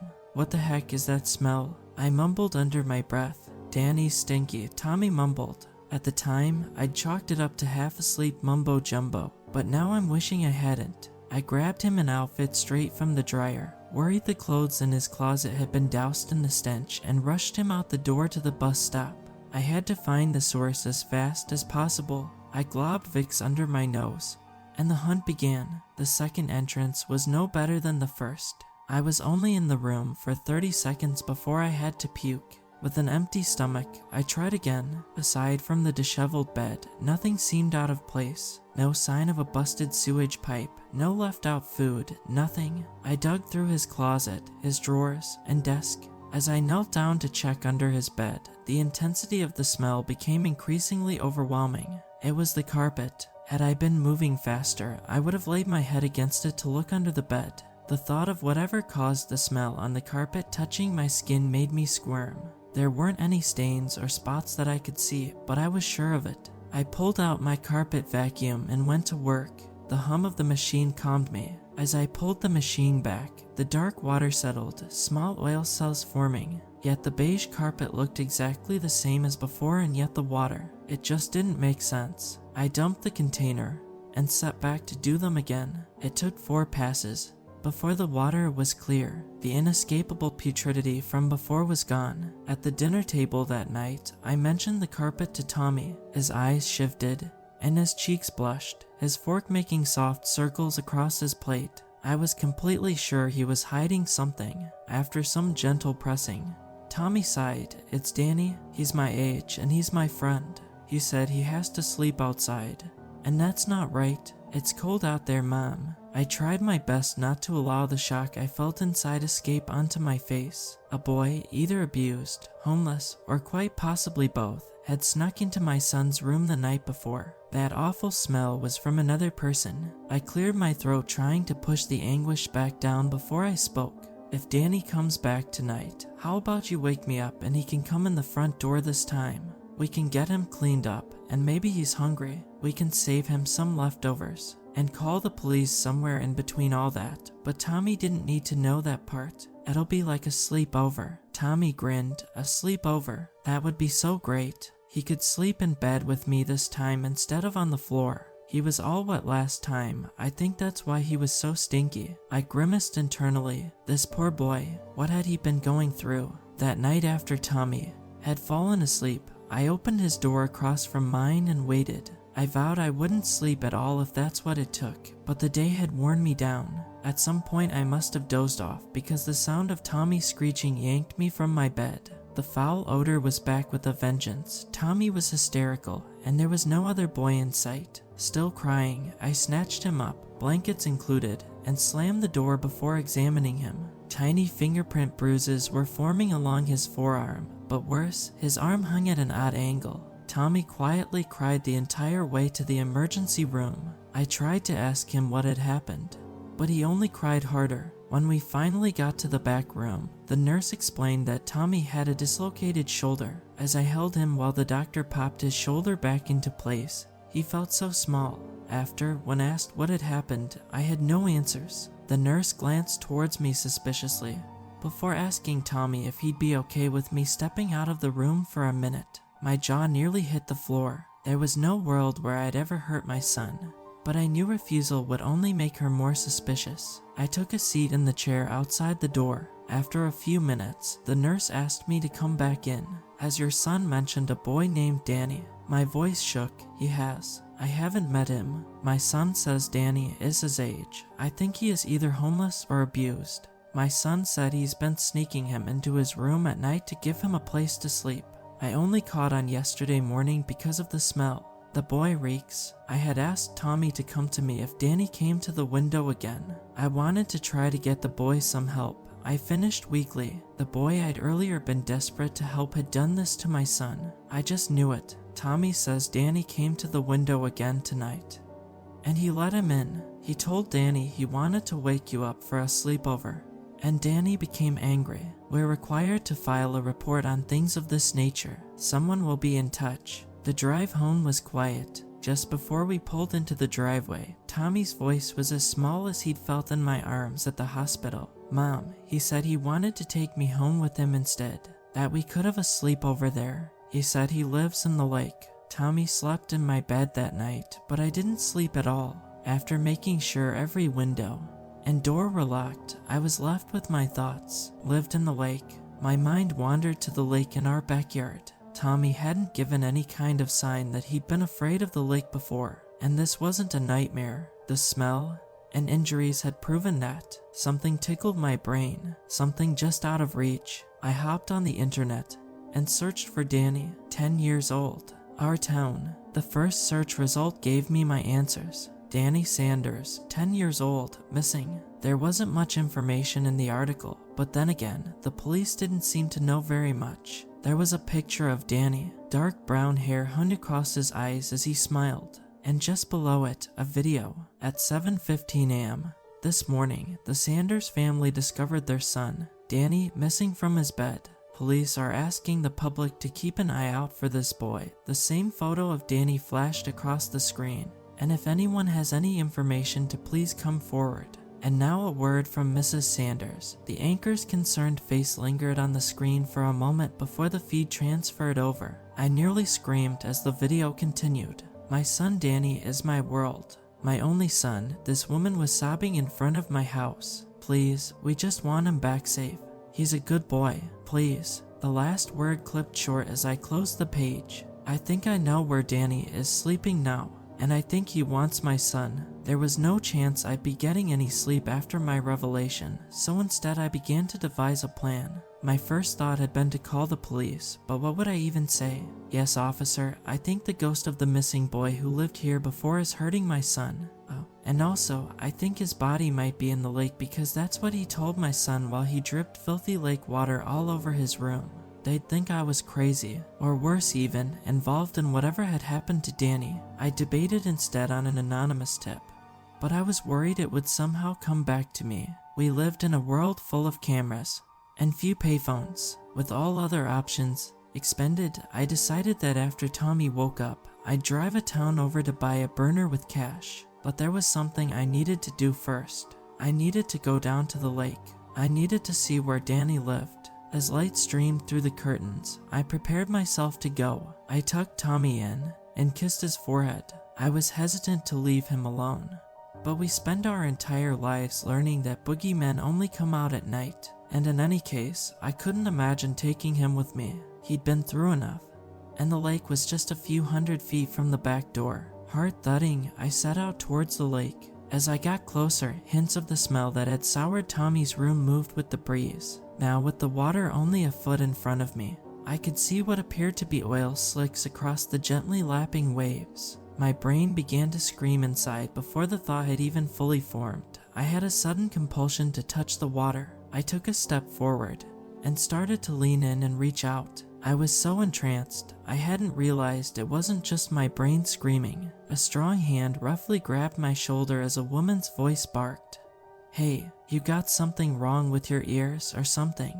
I jumped back and fumbled for words. In front of me stood an older woman in a worn Myuuji dress, curlers still tightly rolled in her hair. "No, sorry, I guess I don't know. Sorry, I'm new here. We bought the house around a week ago. I'm Myra, you're one of the neighbors." Even without having managed to dip my fingers into the lake, they still somehow felt dirty. Sheepishly, I wiped them against my jeans. "While I didn't jump out of the lake, I can assure you that." The old woman huffed. "My name is Susan. I'm the house to the left. And don't put your hands, or any other part of your body for that matter, in that lake. It's contaminated. Nobody's mentioned that to you yet." Our flabby arms shook in agreement with the pointed finger she'd been waving in my direction. As warmth spread up my cheeks, her demeanor seemed to calm. "Sorry for scolding. I've been hollering since I saw you heading that way, but I guess maybe you've had a lot on your mind. Maybe it was paranoia on my part," but her word choice seemed odd, and for a second I would have sworn I saw understanding in her eyes. "Yeah, plenty on my mind," I agreed. "Have you lived here long? Did you know the family here before me? The Saunders, I believe." Susan's stony eyes searched my face for a few moments before responding. "It's rude to keep an old woman out with rollers still in her hair. Tell me, Myra, do you have children?" "I do. A son, Tommy. He's 10. The hairs on my neck rose as I spoke. Talking about my son so close to where Danny claimed was his resting place seemed wrong. Like something beneath the water was listening, smiling with sharp teeth. As if in silent agreement, Susan's eyes shifted towards the lake. "I knew the Saunders family. It's a shame what happened. The first time I spoke to Jenny, she was standing right here where you were today. Has her son Danny come to visit your son yet?" Susan questioned casually. My mouth dried and my stomach turned. I nodded as tears burnt behind my eyes. "Danny says he sleeps in the lake. I think he's coming for my son." I couldn't keep it in anymore. I started sobbing. I spilled the entire happenings from start to finish. It was the first time I'd said it out loud, and it sounded just as crazy as it had in my head. Susan nodded gently, knowingly, and placed her hand on my shoulder softly this time. "Something absolutely is coming for your son, but it isn't Danny. Well, not exactly anyway. The lake isn't just contaminated. There's been something nasty in there since I was a girl. And a long time before that too. The house I live in now was my childhood home. We grew up hearing stories about that abomination." She paused briefly to spit towards the lake. "And how hungry it is. I'm sure Danny's body probably is at the bottom of that lake somewhere. And that's where it'll stay. It isn't flesh and bones it's hungry for. This is a small town, and the police chief is a local. I babysat him while he was still in diapers. In fact, he knows better than to drag that lake. better to just call the kids missing and have the families leave. To be honest, they had another child too, the Saunders, a little girl. At least they got to leave with one. Others weren't as lucky. No chance you could send the boy with his father or a relative, or maybe move. I stared with disbelief. This was too much too fast. There's nowhere else for Tommy to go, and even if there was, I'd never abandon my son. That's insane. And we can't move. We put everything we had to get into this house. What the hell is in this lake? Susan didn't flinch at all as my voice rose. This was a conversation she'd no doubt had before. An abandoned child is better than a dead child, Myra. But children have survived living near the lake. I made it, and so did most of my siblings. As for what's in the lake, we'll both need to sit down for that. It's a long story, and my knees hurt. It's rude to have an old lady stand so long. I have some things to get together first. I'm not sure how much it'll help, but it won't hurt. It's been a long time since I've dealt with that thing. It prefers children, and there hasn't been a child in my house since I was 1. I tried to warn the Saunders about the lake too, but outsiders just don't understand. I'll meet you at your house before sundown.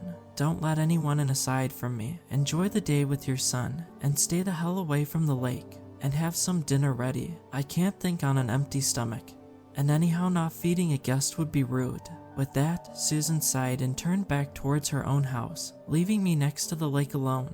For someone so concerned with what was and wasn't rude, she didn't seem to mind being rude herself. I was desperate for help though, and besides being less than forthcoming about what exactly was after my son, she seemed to know something, and maybe, hopefully, she seemed willing to help. I swiftly walked back up to my house with the tickle of eyes watching me between my shoulder blades. Tommy's eyes were just fluttering open as I stepped back into my room to check on him. We spent our morning eating breakfast in bed and watching movies. The afternoon was spent on video games and hide and seek through the house. This was what the new house was supposed to be for us. A new life away from the big city and poverty, one where I could watch my son grow up. I wanted to make this house like a womb and seal us away from the insanity that had invaded our dream.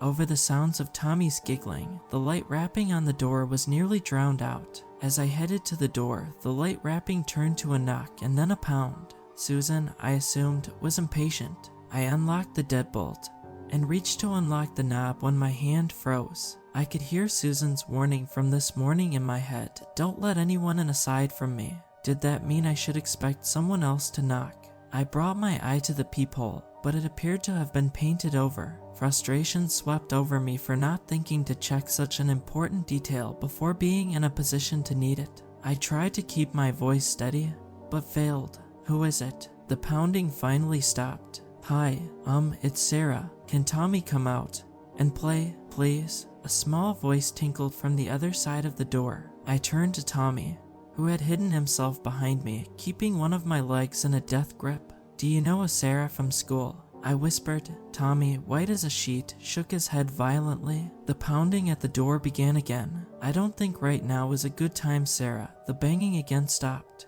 You'll have to go now. Tommy isn't feeling well. My chest hurt from holding in a sob, but I couldn't let Tommy know how afraid I was. I had to be strong for him, but me and Danny wanted to play with him. We love making friends. We'll see you both real soon though. Tell Susie I said hi, would ya? Tell her I'll see her real soon too. I pulled the curtains back in time to see a small girl with 2 blonde plaits bouncing as she skipped around the corner and towards the back of the house. Tommy cried out as I ran towards the back window, but I had to know for sure she was heading where I thought she was. I pulled back the curtains just in time to see her skip through the back half of my yard, her knee-length pink dress floating behind her. As she reached the edge of the lake, she turned around and started to wave. At first, I blinked furiously as the small girl stretched taller, positive the light coming off the lake was messing with my eyes. Then I kept my eyes open until they burned. The girl's hair was becoming darker, longer, her dress melting in with her skin until I wasn't even sure I was looking at a person anymore. And then all at once she melted like thick black oil into the lake. Tommy, and I didn't laugh or play anymore after that. We sat on the couch quietly, his head in my lap, while we waited for Susan to arrive.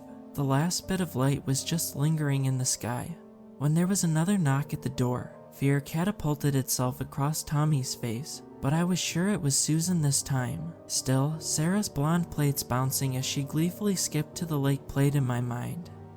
As I reached for the doorknob, I hesitated and peeked through the curtains first to be sure. Susan stood on the doorstep in all her neatly curled glory, impatiently tapping her foot. I ushered her in quickly, shooting glances in both directions, before slamming the door shut behind her. The smell of the lasagna I'd slopped together went through the air. Susan sniffed deeply, but said nothing. She lugged a large bag over her shoulder and heaved it onto the kitchen table with a loud thump.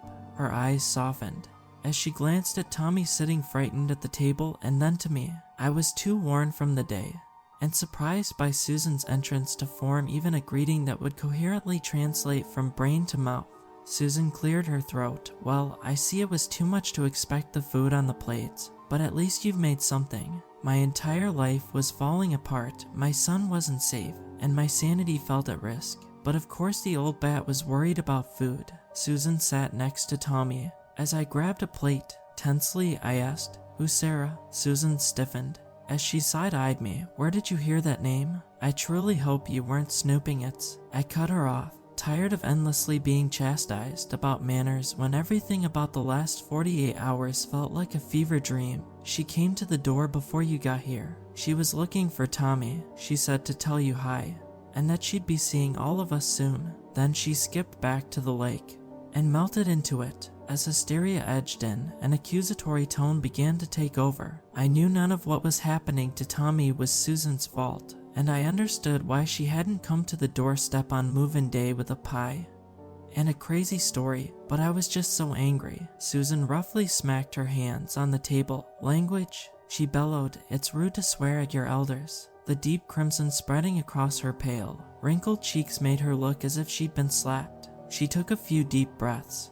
and continued, "I told you earlier most of my siblings had survived. Well, Sarah didn't. She was the youngest. That thing used to wear her face and skip around the yard. It would stick her tongue at us through the windows, thumbs in her ears with wiggling fingers to taunt us after it had taken her. It would sing in her voice and call for us to come out to play. We never stepped foot in that yard again as children. My mother made sure of it. Once it realized it wouldn't be getting any more of us, it was angry. It decided to play a trick on my mother. She only saw that thing wear Sarah's face once, and it was enough for her to put my father's shotgun in her mouth. If it came to see you instead of just your son, something really, really bad is headed our way." My fear gave way to a gag, but Susan didn't notice. Her eyes were on Tommy. "This isn't a story for kids," she continued, "but given that it's dark now, the best place for him to be is with us. We'll all be staying in the living room tonight." "How kind of you to come in and take over my house," I muttered. "I think you mean how kind of me to give you a chance to save your son," Susan retorted. My eyes shot down with embarrassment, anger giving way to hopelessness. She was right. I couldn't do this alone, and it wasn't her fault. After a few moments of staring intensely, Susan dug in her bag and pulled out a large book. She opened the first few pages to what looked like family photographs, and her eyes dragging slowly from picture to picture, as if suddenly remembering she wasn't alone. She cleared her throat. "This," she said, pointing to one of the pictures, "was my sister Sarah." The photo looked exactly like the girl who'd come to my door earlier, down to the dress and blonde plaits. It was her birthday. Her voice trailed off. "That's the girl who came this afternoon," I confirmed. "It was, and it wasn't," Susan softly replied. She took one last long look at the picture and turned the page. The rest are mostly bits of news articles from missing children, children who were unfortunate enough to be too close to the lake. Others are historical articles of the area, and a bit of folklore. If you want to understand what exactly is after your son, you can read through this. And Tommy, you stay away from this book.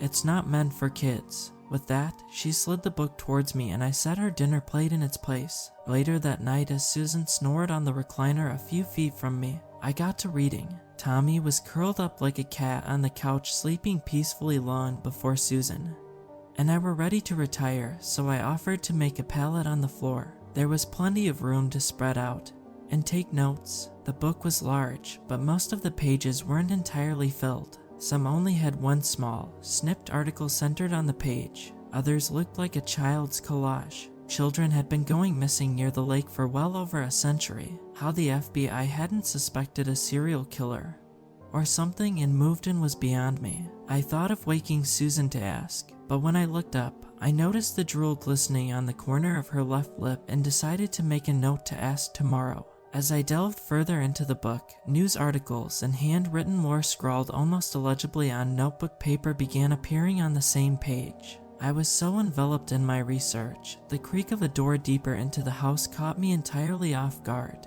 I stifled a scream as I looked at the couch. Tommy was gone. Quickly I jumped to my feet and lightly tapped on the bathroom door for the sake of my sanity.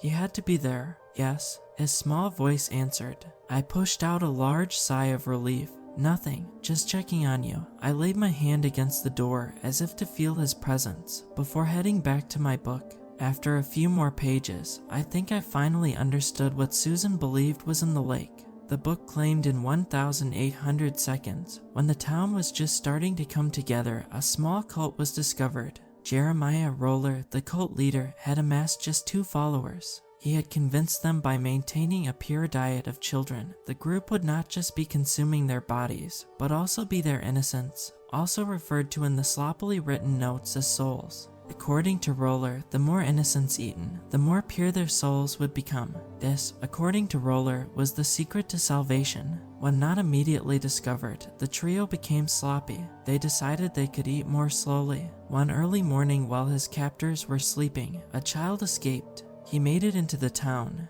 and told the crowd what had happened to him. A group of angry men quickly found and hanged the followers, but believed Roller was deserving of a more severe punishment. The men first beat him with fists, but Roller only laughed. Then they grabbed stones. Roller's laughter turned into the cackles of a lunatic.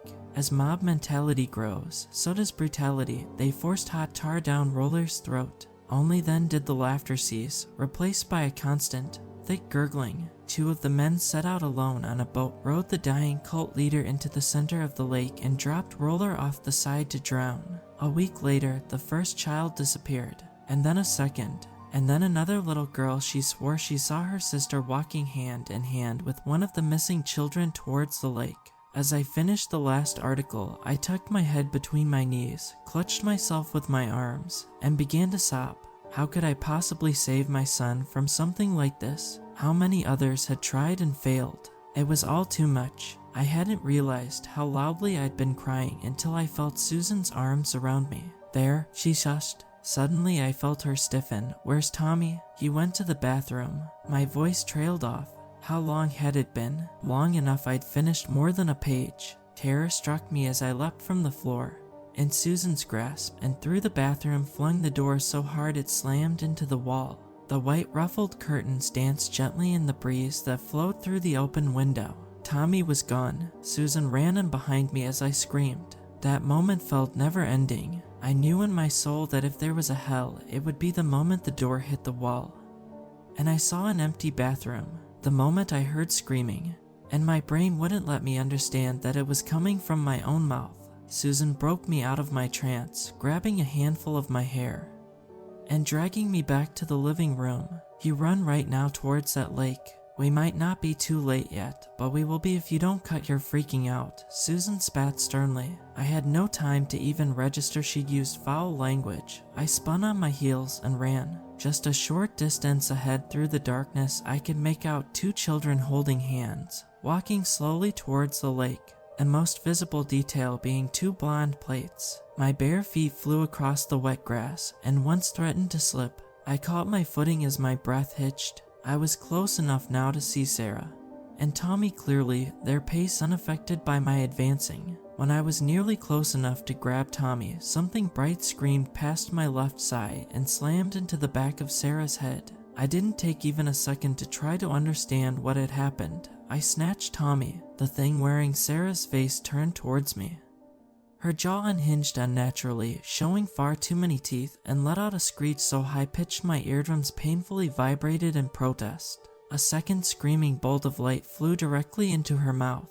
Fireworks. With a now internal blow, the thing began to simultaneously stretch and melt as it oozed back towards the lake. I didn't hesitate any longer. I ran as fast as I could back to the house, the smell of gunpowder from the bottle rocket becoming stronger. Crazy-ass Susan was doing her own form of warfare against the monster, and while she'd nearly killed me and my son, it had worked. Not entirely, but enough that Tommy was safe, albeit a small singed patch of hair on his head, and in my arms for the moment. As I attempted to console Tommy, Susan made sure all locks were secured on all windows and doors. "I'm so sorry, Mom," Tommy hiccuped through tears. "She said if I didn't come she was going to come inside and kill you." "We're fine."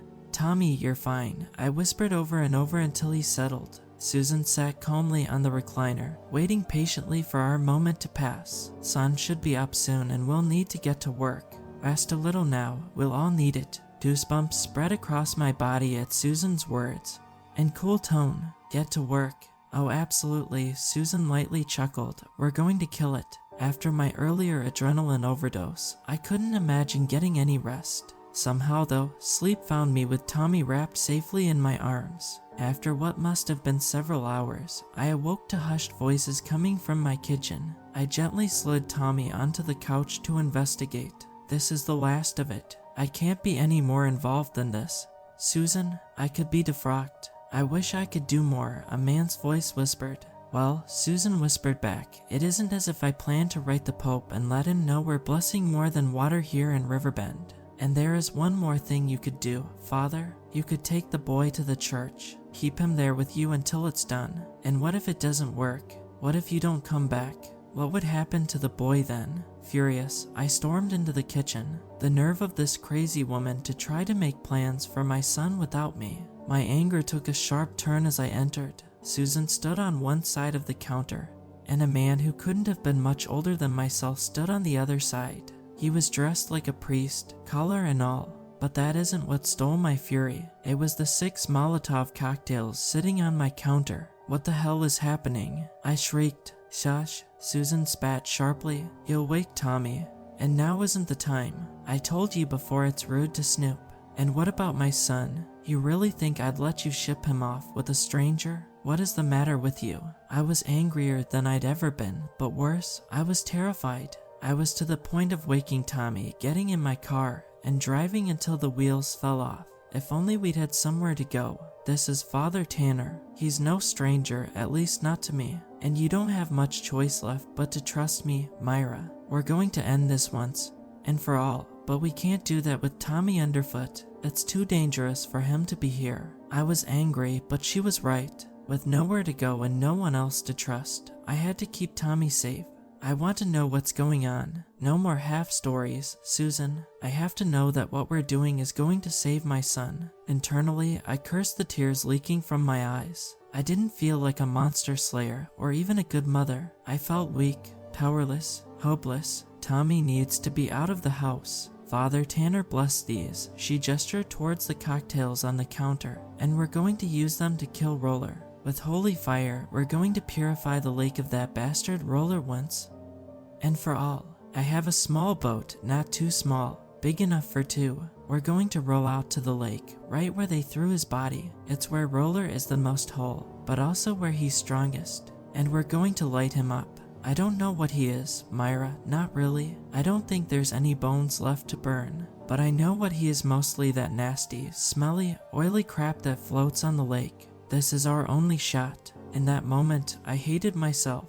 I'd entrusted my son's safety and ultimately his life with a crazy and possibly senile old woman. I'd failed my son. He was going to be dragged into that lake by Roller, and it was my fault. All my fault. The priest must have seen the disbelief on my face, because slowly and gently, he took my hand. Our eyes met, and in his eyes, I saw lucidity and kindness, but mostly pain. "I'm not from here either, Myra. I was sent to replace Father Tom. He'd served this town well for a long time, but he was old. Time comes for us all." A sad smile touched the priest's mouth.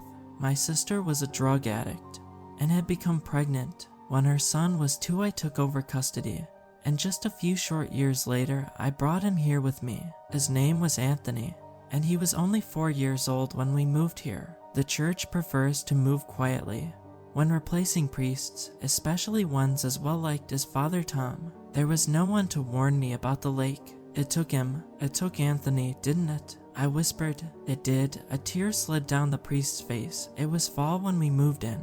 We hadn't had a chance to even meet the neighbors yet. We were just getting settled. I left the windows open one night when we slept. The breeze felt amazing. His cries woke me. I followed them to the lake with just enough time left to see what that monster did to him. Father Tanner was sobbing now, and I was breaking down right along with him. This thing has to be stopped. I hugged Father Tanner and whispered, "We're going to stop it. I promise." I let go of Father Tanner and turned to Susan. "Let's kill this son of a gun." Susan didn't speak. She only nodded. Things moved quickly after our moment in the kitchen. I woke Tommy up and introduced him to our new friend Father Tanner. They would be going into town for ice cream, a movie, and then to the church. Tommy was hesitant at first, but once he found out he'd be getting a kid's popcorn pack at the theater, he was sold. Meanwhile, Susan brought her rowboat out to the edge of the lake and began loading supplies. For the first time since all of this had begun, my heart lifted a little, thinking we may have found a way out. As I kissed Tommy's cheek and hugged him goodbye, the sun had begun to set. Susan put the crate of holy fire in the wooden boat with purpose. She kept a brave face through the day in front of me, but as the time for us to set out came closer, her face looked weary and worried. As I leaned over to peek into the fully loaded boat, my stomach dropped. There were more fireworks, the crate of holy fire cocktails, multiple lighters, Bics, Zippos, and the torch kind, a few boxes of matches, a couple flashlights, a rifle, and a handgun. The longer I stood there, the more sure I was that there was no way we'd be making it back. This rickety wooden boat was a death trap.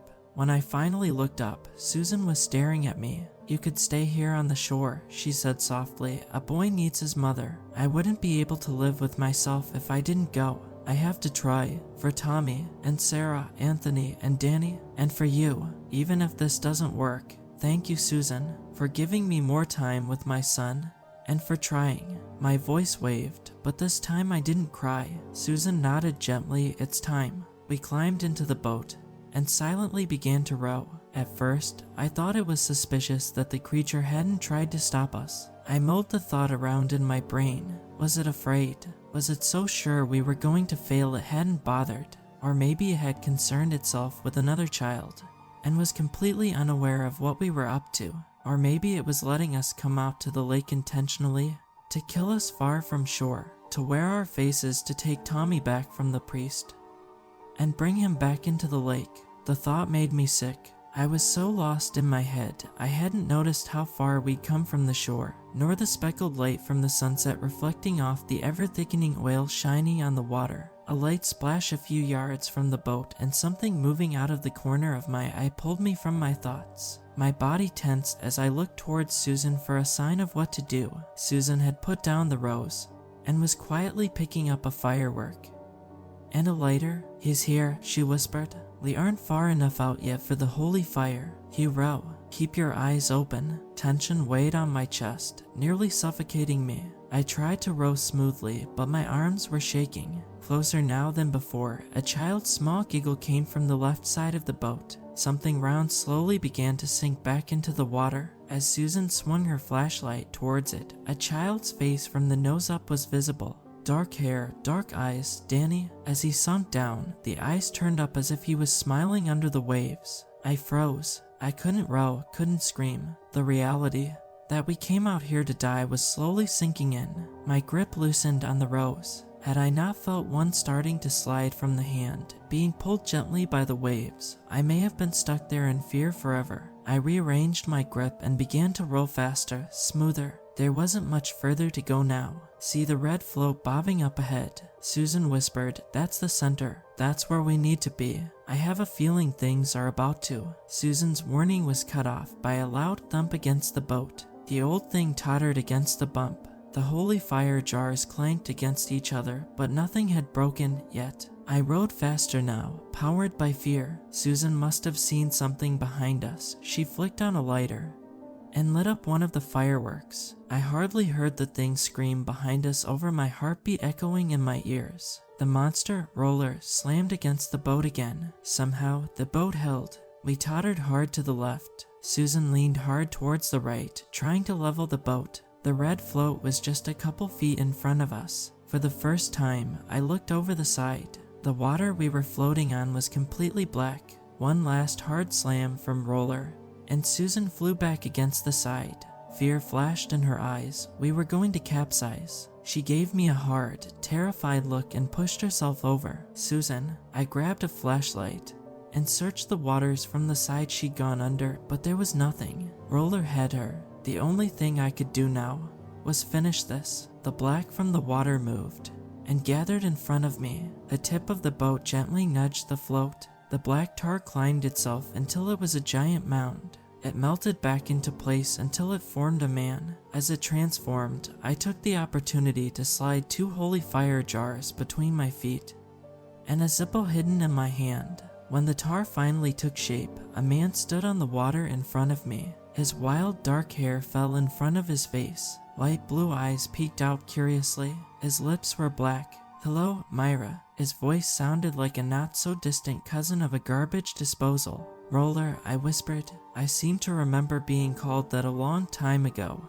His head tilted to the side, examining me, but they call me different names now. Monster, abomination. It doesn't matter though, really. The man in front of me sighed and looked over his shoulder. Susan finally popped up from under the water, gasping for air. Roller looked back towards me, unconcerned. "I won't spare your son, Myra. I'll eat him, just like I've eaten the rest. You don't understand, can't understand. This hunger, eating children doesn't purify you, Roller. There's no salvation for something like you." I screamed. My heart was beating so fast I wasn't sure whether it or Roller would kill me first. Roller stared at me for a moment and let out an ear-splitting laugh. I said that so long ago I'd nearly forgotten. I never believed any of that, Myra. I was just hungry and I don't like to eat alone. The amusement left his eyes. Myra, his voice became childlike. He waited patiently for me to answer. Yes, what else was I supposed to say, faced with a monster? "I'm hungry,"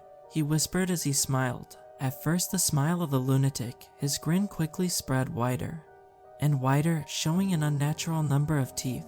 "Roller," Susan screamed from behind him. As he swung his head around, I lit the holy fire and threw it as hard as I could. The glass shattered against the back of his head, and the lake lit up. Roller screamed and turned back towards me as I rowed frantically backwards. As he moved forward, I gave up on rowing and lit my second jar. This time I hit him in the face as he squealed and melted into the lake. His face cycled through all the children he'd eaten through the years. First Danny, then Sarah, then a small child I could only imagine was Anthony. So many faces, so many children. His fiery outstretched hand touched the front of the boat as he sank. Somehow I knew he was dying. Even if this boat went up in flames and I burned or drowned, I'd saved my son. I'd won. I smiled, even as the flames gently danced on the tip of the boat. The fire on the lake had gone out. A wet hand slammed against the flames, and with it, my smugness left me. I stood and raised one of the guns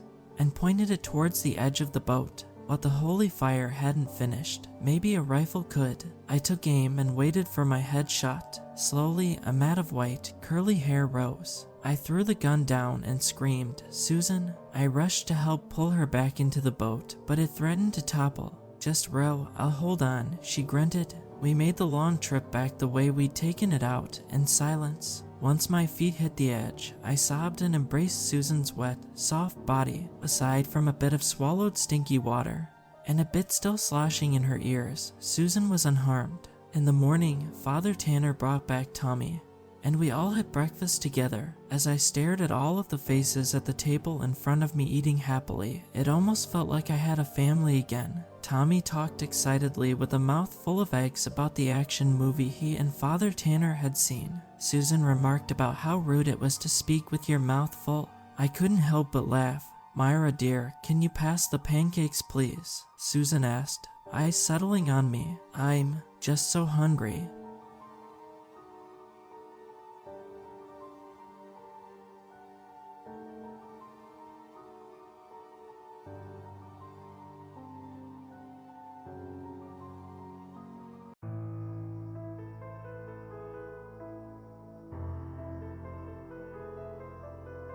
So, by this point everyone is no doubt well aware of the Area 51 memes and all the hubbub surrounding them. Apparently over 1 million people are set to storm the perimeter on September 20th of this year. Should be interesting, but let's be honest for a second, I doubt it will happen. And even if it did, even if by some ridiculous miracle they managed to overwhelm the most powerful military on Earth and infiltrate a top secret base, I don't think they would be exactly thrilled with the results. I'll just come right out and say it, I guess. Area 51 is a red herring. It's a distraction.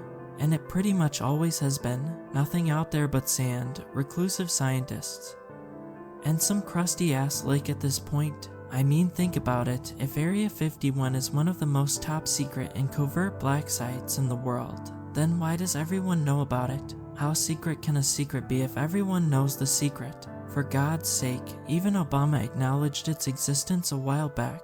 That's the whole point of it. They want you distracted, so you don't look for the others. But why take my word for it? Who am I anyways? Just some pleb on the internet that decided to cash in on a trend for some clout. And perhaps a bit of that sweet, sweet karma, right? Well, yes, but actually no. That may be who I am now, but I was once a person of particular interest to the United States government. Most people knew me as Mr. Blue. Not my real name, but it is easier to pronounce. I used to be a pilot, did that for many years, and loved every second of it. I tell you, there's nothing quite like soaring through the skies and breaking the sound barrier for the first time. You might crap your pants a little, but it's all just part of the experience, really. Now, unfortunately, the type of work I did was above top secret, and for all of our safeties, I cannot go into any further detail on what I actually did or who I actually worked for. One day, I was out on a classified reconnaissance mission in a certain area where I should not have been. I'll apologize here for the vague details of certain things, but you gotta understand, the things I'm about to tell you are beyond top secret. They would kill me 10 times over for uttering a word of it, so here's to hoping that doesn't happen.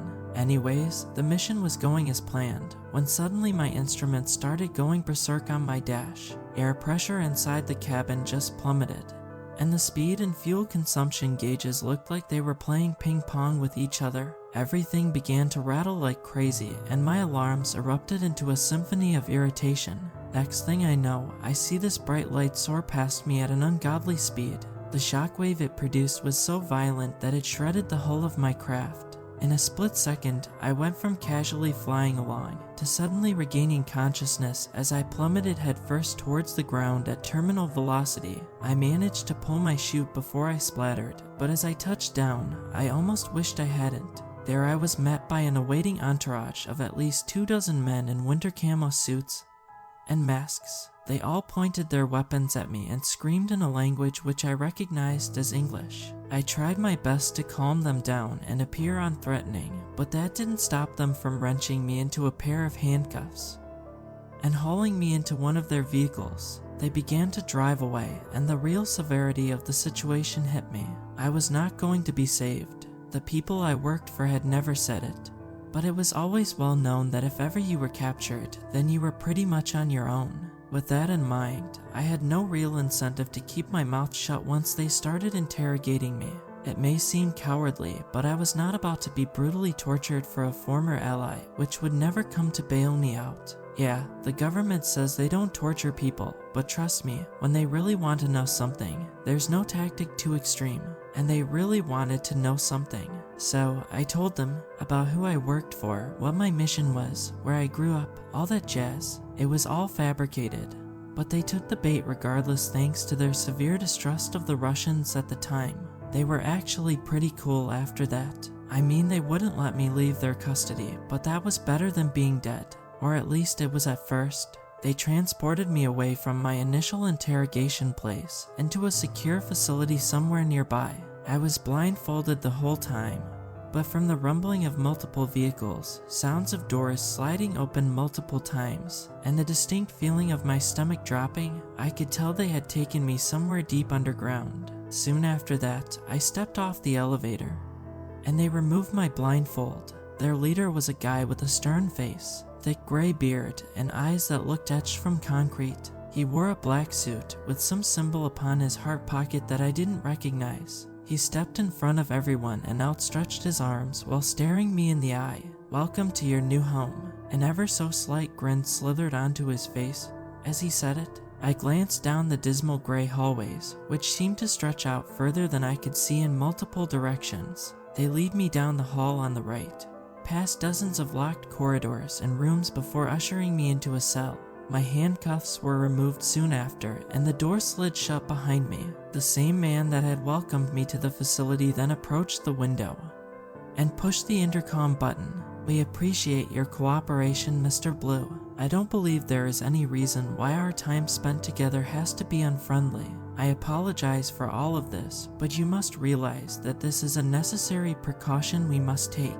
I hope you understand." I took a moment, then nodded back to him. "Wonderful, we will have dinner sent to you soon.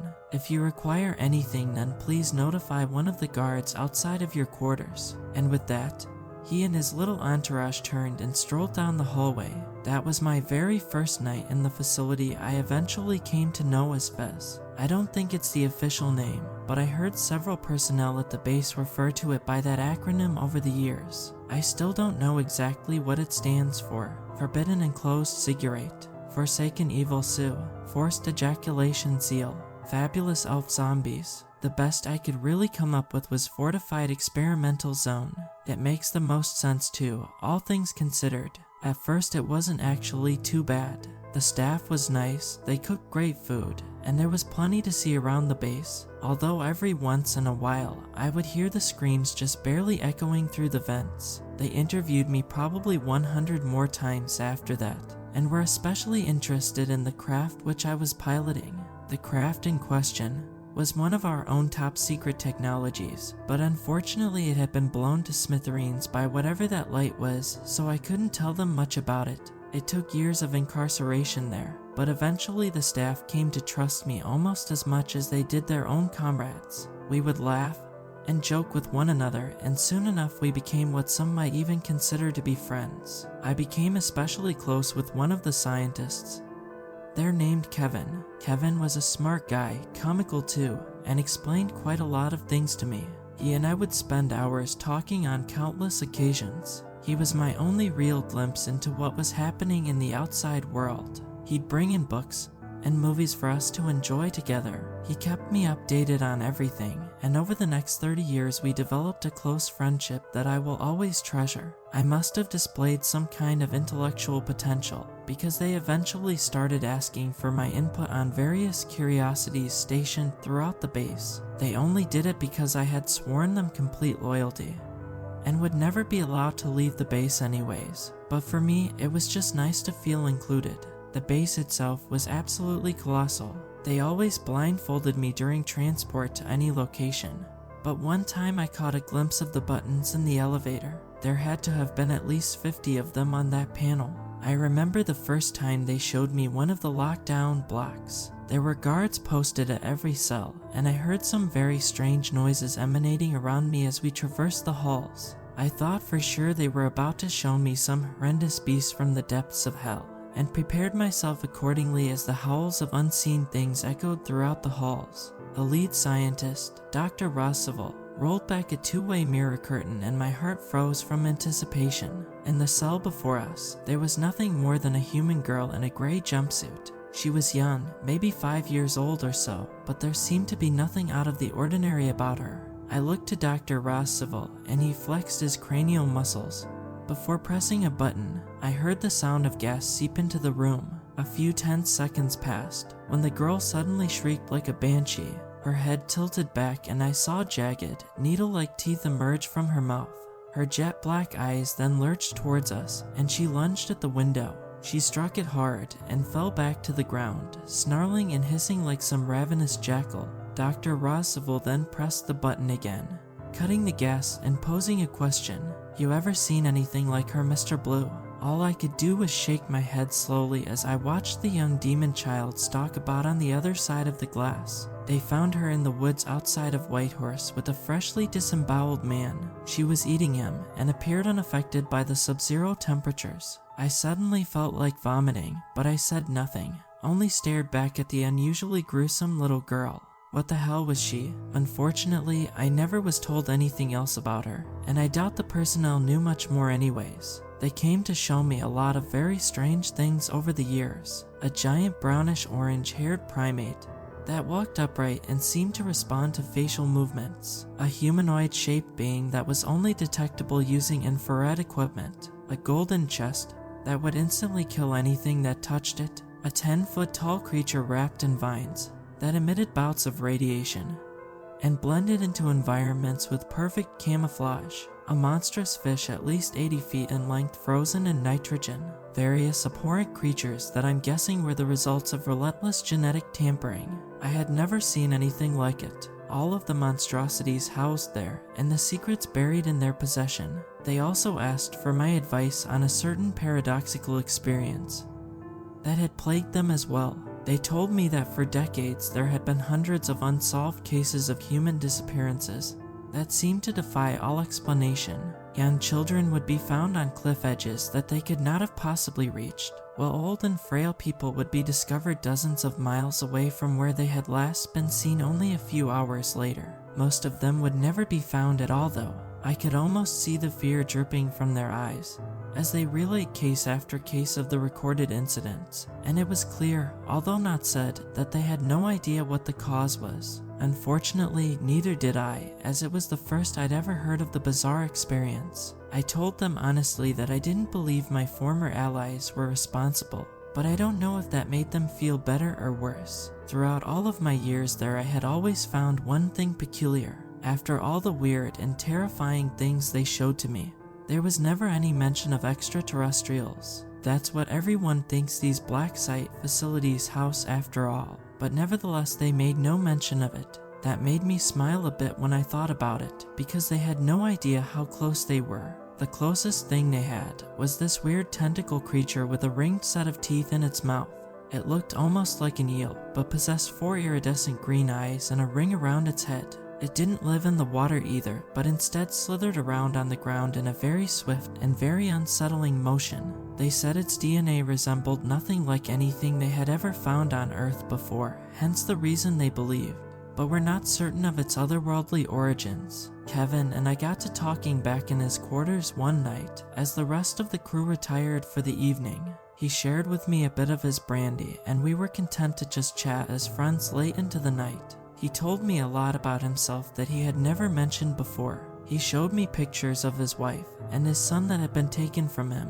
Kevin admitted his son had died in a car crash a couple years back, while his wife passed 2 years later of cancer. It broke my heart to hear that, and I felt sorrow for my dear friend of some 30 years. Kevin was in his early 50s, but you'd never know it with the enthusiasm in his voice. It was during that conversation, Kevin ended up mentioning something I found particularly interesting. He told me that he believed that if an alien species existed and were advanced enough to traverse the galactic canopy and reach Earth, then they would obviously be quite intelligent. He said he didn't believe in any of the Hollywood depictions of doomsday aliens hellbent on destroying humanity. He thought they'd be a lot more subtle than that. Think about it, you find something intelligent which represents almost no threat to you, and the first thing you do is try to kill it. Kevin asked skeptically as I considered his words for myself.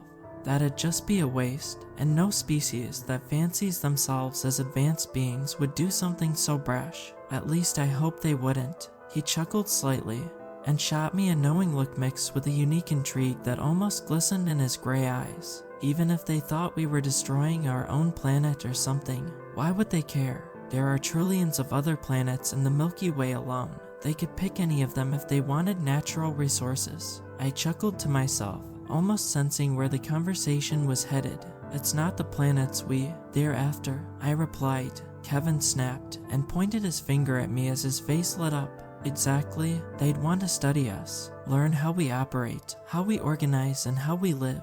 Kevin's hand motions turned eccentric, and I saw his access badge jostle around his neck.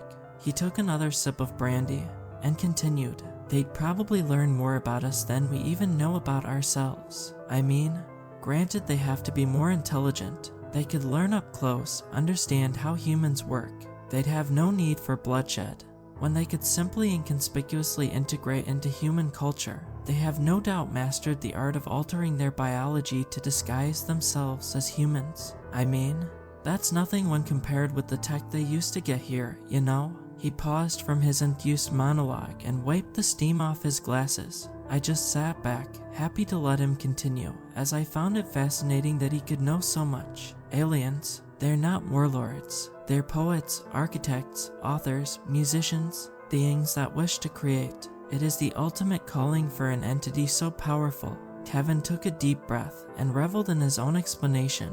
His speech had turned a bit slurred, and I could see his eyes floating lazily in their sockets. He then met my eyes in a look that he had never given to me before. It was a look that seemed to shed all sense of formality and pose a question which he had long since suspected the answer to.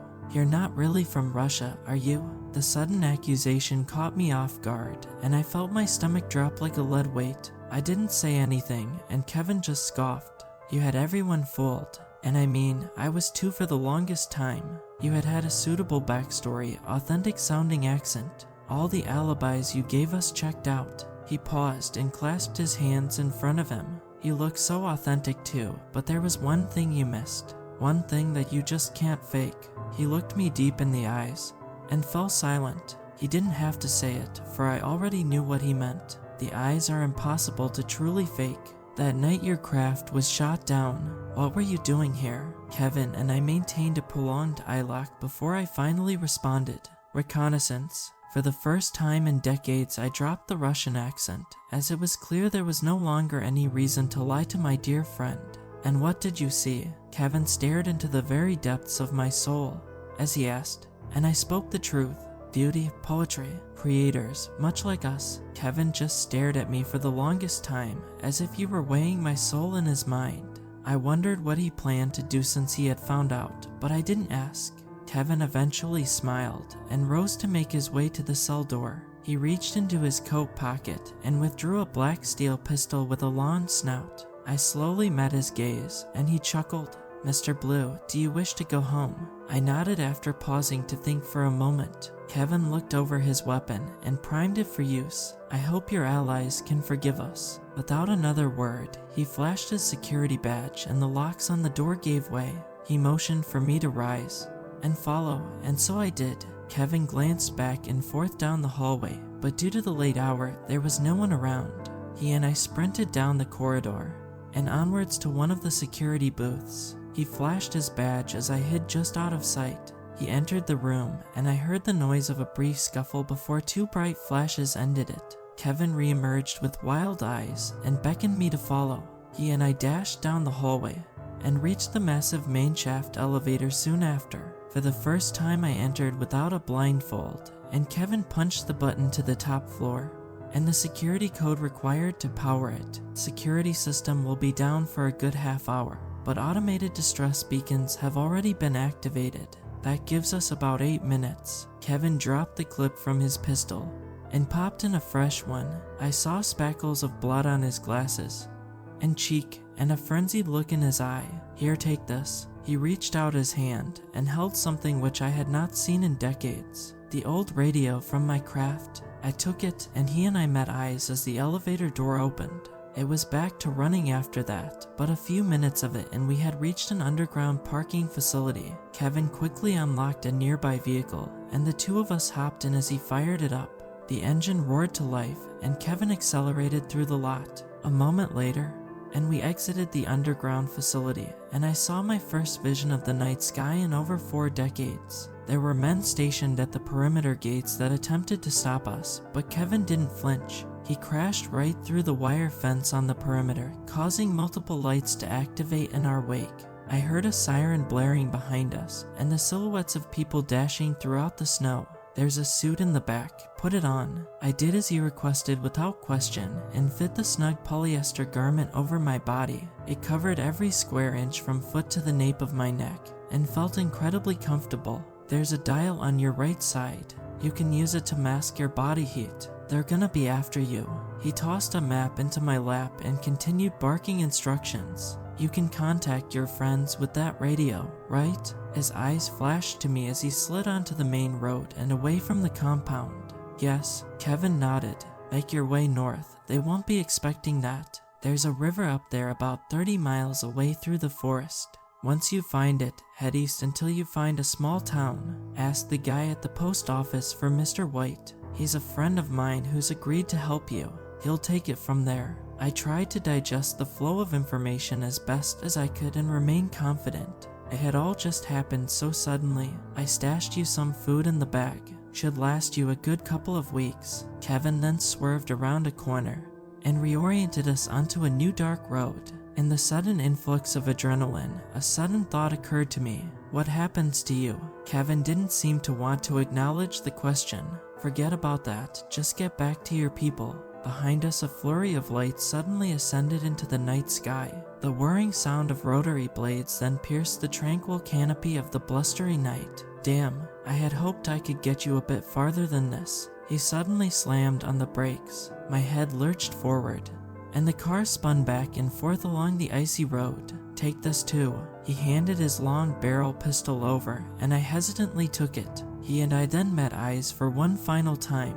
"This is where we say goodbye, Mr. Blue." Why are you doing this for me?" Kevin sighed, and I saw a certain sorrow swirl into his ironclad pupils. He stayed silent a moment, and only when the sounds of approaching engines grew louder was he spurred to reply. "You don't belong here. You don't belong in a cage. I don't know where you come from, but I want you to see the ones you love again." His eyes began to water, and he jostled his neck before looking me in the eye one final time. "I hope you don't think of us as captors or kidnappers. I hope you see us as you see yourself. I just hope you can understand." A single tear then rolled down his cheek. I put my hand on his shoulder. "I always have, and I always will." "Thank you, Kevin." I then held out my hand, and he grabbed it tight as we shared one final moment before I ventured into the blizzard. The journey from then on was long and arduous, with me spending weeks trudging through snow and frozen forests. Hounds, men and machines pursued me for days, but somehow I was able to elude their efforts. The terrain was brutal, unrelenting, but eventually I managed to find the river which Kevin had mentioned. By that point, all of my pursuers had long since gone silent. I followed the river and found the town, and soon after the man known as Mr. White. He was a kind man and gladly invited me into his house to avoid the agents. It is there that I have been ever since, awaiting my allies' arrival. They were stunned to hear from me again, but not as stunned as I was to find out the radio was still functional. They weren't entirely sure whether they could even trust me anymore, but I didn't leave them much of a choice when I threatened to go public and expose them to the world. They finally agreed, but admitted it would be months before they could reach me. I expected as much, and thankfully Mr. White allowed me to stay with him and await their eventual arrival. I found out soon after that my dear friend Kevin, to whom I owe my freedom and life, had been found deceased. The authorities ruled it a suicide. Gunshot wound to the back of the head, but obviously I have my doubts about that. It truly broke me to learn of my one true friend's demise, but I knew it was what he expected. I like to think that is why he chose to do it, and furthermore it is the reason I am here posting this now. Kevin's legacy deserves to live on, and this is the only way I know how to do it. And with that, we have come full circle to this message you are reading right now. To address the original topic, Area 51 is indeed a reuse. Kevin held a lot of power in his previous role, and he told me all about the operation. The real prize is the Fez, my former prison, somewhere in eastern Alaska, buried beneath the snow with all sorts of abhorrent things in its clutches. If you're going to storm anywhere, that should be the place. Just remember to pack a coat. Kevin was a smart man, brilliant even. If you've managed to make it this far, then I'd like to think you are someone like him, brave, curious, and with an almost innate sense of wonder that cannot be satiated. It is my hope that Kevin's ideas will live on through you. My allies would never approve of this message, but I know now that they are wrong. Truth is something that all beings should be allowed to perceive, despite how unpleasant it may be to hear it. It was Kevin's belief that the beings he knows as aliens are already here, that instead of murdering humans as is often portrayed in stories, they would blend in, take keen interest in human culture, society, and art, write books, poetry, and music in hopes of connecting to something truly extraordinary, something that reminds them of themselves. If Kevin is right, then maybe one day you'll even stumble upon such a story for yourself. Maybe you'll think it nothing more than a work of fiction to entertain you for a while. Maybe the author of said theoretical story would seem like nothing more than your run-of-the-mill internet user. He probably wouldn't just come right out and say it, because that would be entirely too corny. He would probably just leave you the pieces and hope that you could understand the truth for yourself. Maybe you truly are like Kevin, drawn to mystery and prepared to entertain the fantastic. Maybe you'll just dismiss the implications of the words before you because you don't dare believe something so outlandish, because in the end truth is not the problem, belief is. Maybe someone will understand who, or more importantly what I really am. Maybe it will be you. Either way, I've been away for a very long time. It is time for me to go home. Thank you, Kevin. I will always uphold our agreement.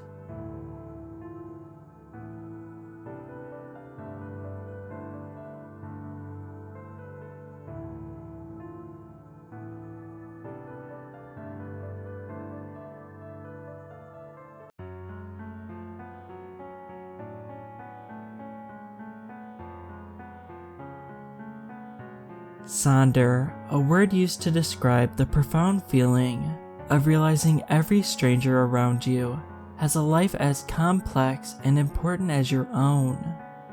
It's also the name of the town I grew up in. Saunder lies on the eastern coast of the UK, on the north side of England. If you reach Scotland, you've gone too far. But if you're in Scarborough, you've not gone far enough. It sits somewhere between there, though I don't think anyone could be more specific. You see, you can't find it on any map, printed or digital, new or old, color-coded or satellite imagery. There is no sign of this town existing at all. If you pay enough attention online, you'll find the odd few people mentioning the place. Like this that you're reading right now. Like a whisper passing by in a busy place. You only know it's there if you're looking for it. Yet to a vast majority of the world, Saunder is just a word. I was born there and raised within its confines. I moved away at 15, about 10 years ago. It was a peaceful seaside village, the type where everyone knows each other. The type where when someone hosts a get-together, all residents are invited. It was a close-knit community. I still remember it with mostly fond memories. The waves lapping onto the sand all through the night. The cobbled streets scorching your bare feet as you walked back from the beach on a summer's day. The dark woods that overlook the town from High Hill. High Hill is what we called the hill that stood next to Saunder. It blocked any chance of a view to other towns or cities. We resided in a valley at the edge of the sea, and whilst we liked it there, it felt very secluded. The town had a few small businesses. My favorite was Uncle Pete's Pizza. Everyone called him Uncle Pete, although he wasn't actually anybody's uncle. But his pizza place was perfectly between our home and my mom's pub. Every Friday she would pick up a pizza on the way home. Absolutely no exceptions. Me and my older brother Jacob were always excited for this. Much of the town had been there for generations. The population naturally getting smaller as more and more of it became family. But a few people would move there every now and then. All of them found the town in the same way. A leaflet coming through the letterbox, while searching for somewhere to move to. Every single time, the same story. They were driven here by a house-moving service. I guess with no directions or map, it would be pretty difficult to make your own way here. They were lovely, they really helped us, they would always say. Nobody ever really seemed to question it much. I mean, it's not like we were trapped. We could leave whenever we wanted. Make no mistake, Saunder was no prison. It didn't even feel like one. It's just difficult to find, and leaving just felt icky, like you shouldn't do it. As the internet became mainstream, it became more and more obvious to people that the town was so hard to find.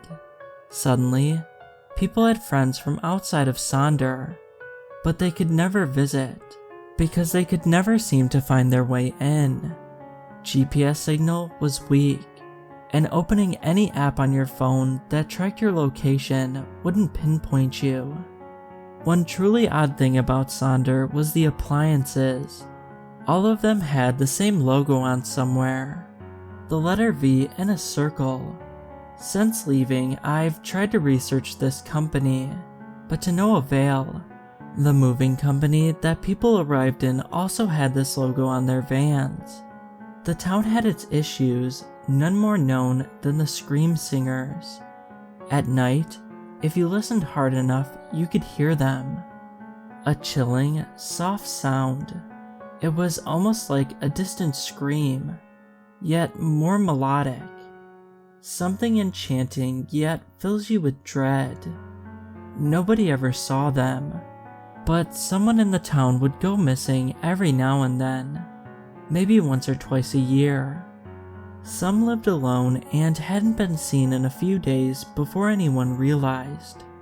Some were cuddled up to their partner in bed, only for their partner to wake up with them no longer in their arms. The only thing that they had in common is that there was never any sign of entry or struggle. My entire life, I've known the echoes over the valley to mean trouble, but my mother used to tell me stories of when the townsfolk thought they meant hope, a simpler time. It's difficult to pinpoint exactly when people made the connection between the disappearances and the whistles of the night, but they would always start a few weeks before a disappearance, and stop the night after someone had gone missing. This had always intrigued me, but not as much as it did my brother. Jacob found it fascinating, perhaps because he had never had someone close to him taken, and didn't understand the pain. To him, it was just a mystery, wrapped in questions. Some believed the scream singers to be the ones taking these people. Some believed their calls to be a warning that something darker is coming. Whatever people believed their intentions to be, everyone knew that their somber singing over Saunder was only bad news. My fond memories of the town become clouded when the trauma of my final few days there enters my mind again. Years of therapy have helped me cope, but I feel talking about it publicly is the final thing that may bring me peace. As far as I know, I am the only person to have seen a scream singer, or at least the only living person. It was the summer solstice, the longest day of the year, the 21st of June. Saunder has always held a small festival on this day. It dated back almost a century at the time, being the 97th consecutive solstice celebration. The festival took place not during those long sunlight hours, but as the sun began to set and the longest day ceased at about 9:30 p.m. But the town of Saunder felt more melancholy than usual, especially for the festivities that were going on. The scream singers had started their wails again about 3 weeks prior, getting louder and louder each passing night. Sure enough, about an hour after the festival began, you could faintly hear the noises again, piercing through the sweeter melodies of the festival and the chatter of the crowds. People tried to ignore it and continue the celebrations, but every time the wind blew in just a particular way to make the noises more prominent. You could see the look on everyone's faces, the unspoken, silent fear washing through the crowds like a wave. My mom's pub, really our family's pub, was right at the festival. As such, the doors were wide open, and people kept coming in and out. It was always one of the busiest nights of the year. Me and Jacob were sat drinking red wine. He was 17 and had a proper glass, but I still had half lemonade in mine. It was the only night of the year I was allowed to drink alcohol. The festival was still going strong when Jacob had the idea to go a little out of town and get a better listen to the scream singers. I was hesitant, but I was always up for an adventure, so half reluctantly I agreed. We got a few streets away before the howling became louder than the music. We were stood in the perfect mix of unknown to one side and enjoyment to the other. We should not have kept going, but we did. We reached the final building before the cobbled streets turned to grass and mud. And it didn't stop there. Without saying a word to each other, it was like we knew what we wanted to do. We wanted to be the first people to see the scream singers, the first to understand them. We didn't know that only one of us would catch a glimpse. High Hill was steep, but not too steep. You didn't need your hands to climb it. It just took a lot of energy. Every now and then we looked back at Saunder. You would almost think that it was a ghost town from how dark it looked, if not for the bright festival in the center. The only clue of any life all packed together. The sounds of cheering, singing, and music echoed up the hill. All the while, the sound of ghostly wails echoed down. A battle between good and evil, not seen but only heard. As we reached the dark woods, we looked at each other. It felt like we hadn't spoken in ages, so I broke that. "We are really doing this." Jacob nodded. I knew he would. I just needed to say something. Hearing nothing but ghastly screeches was driving me insane. We wandered around in there for what seemed like forever, though it was closer to 5 minutes. Every slight crunch made me flinch and turn around. There was nothing there but the haunting screams which were all around us. We reached a clearing and the sound of the scream singers seemed louder than ever. In the center of the clearing was a rock, about as tall as me, and a little wider. Jacob held me as he could clearly tell I was scared. "It's alright, it's just sound. There's nothing to be afraid of. Maybe we should head back." His words didn't comfort me. They only told me one thing. He couldn't see what I could see. Stood on the rock is something I will never get out of my mind.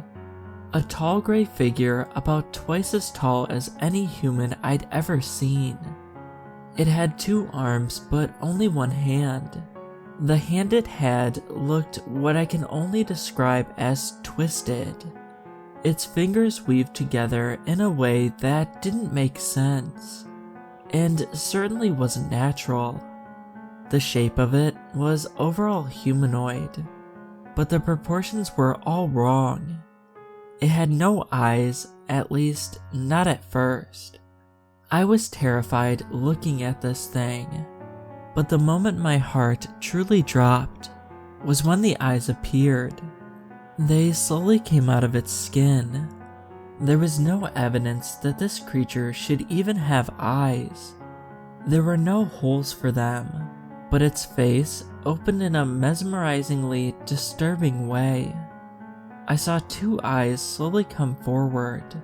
The face closed again with the eyes looking right at us. There were only 2 eyes, I counted them. 1, 2. Its face opened again, as it let out a horrific scream. I ran faster than I ever have before in my life, only occasionally looking behind me to make sure Jacob was running with me. He was, but he wasn't running from the scream singer. He was only running to catch up with me. He had no idea why I was so scared at that moment. We ran all the way down High Hill, nearly tripping over. Running down a steep hill is difficult at the best of times. As we got back onto the cobble streets, I turned around and looked up at the woods. No sign of anything chasing us, but the screams were still so loud, even down here. By this point, Jacob had caught up and was right beside me. He kept asking why I was running, but I was too shocked to answer him yet. We ran another street and he reached out to hold me. I stopped running and let him hug me. He told me that whatever I saw, it was going to be okay, and that we were safe. I closed my eyes with tears streaming down my face. I opened my mouth and began to explain what I saw, getting words out between choking on my tears. It was this gray thing on the rock. You could see the rock, right? Well, on top, I realized the howling had stopped. I opened my eyes, but Jacob wasn't there. I was standing in the middle of the street with my arms out, hugging nobody. I looked to my right and saw the festival. I felt empty and confused. I walked through the crowd, tears still streaming down my face. I found my mother at the bar and she asked me where I had been and if I knew where Jacob was. I told her everything and she closed up for the night. We both knew that the scream singers had claimed their next victim. She wasn't angry at me for going to the woods. She held me tight and neither of us spoke a word. We just wept and wept until we were too tired and empty to weep anymore. The next day was Friday. I got out of bed in the morning after absolutely no sleep. My mom was downstairs packing boxes. She told me we were leaving that same day. Within an hour, we were in her car, driving away from home. We passed Uncle Pete's Pizza. I realized this was the first Friday in my life that we weren't eating from there. As we drove further away from the sea, and I saw outside of that small town for the first time, I already knew that leaving our life behind would not fix anything. Saunder is still out there. I hope somebody can find it.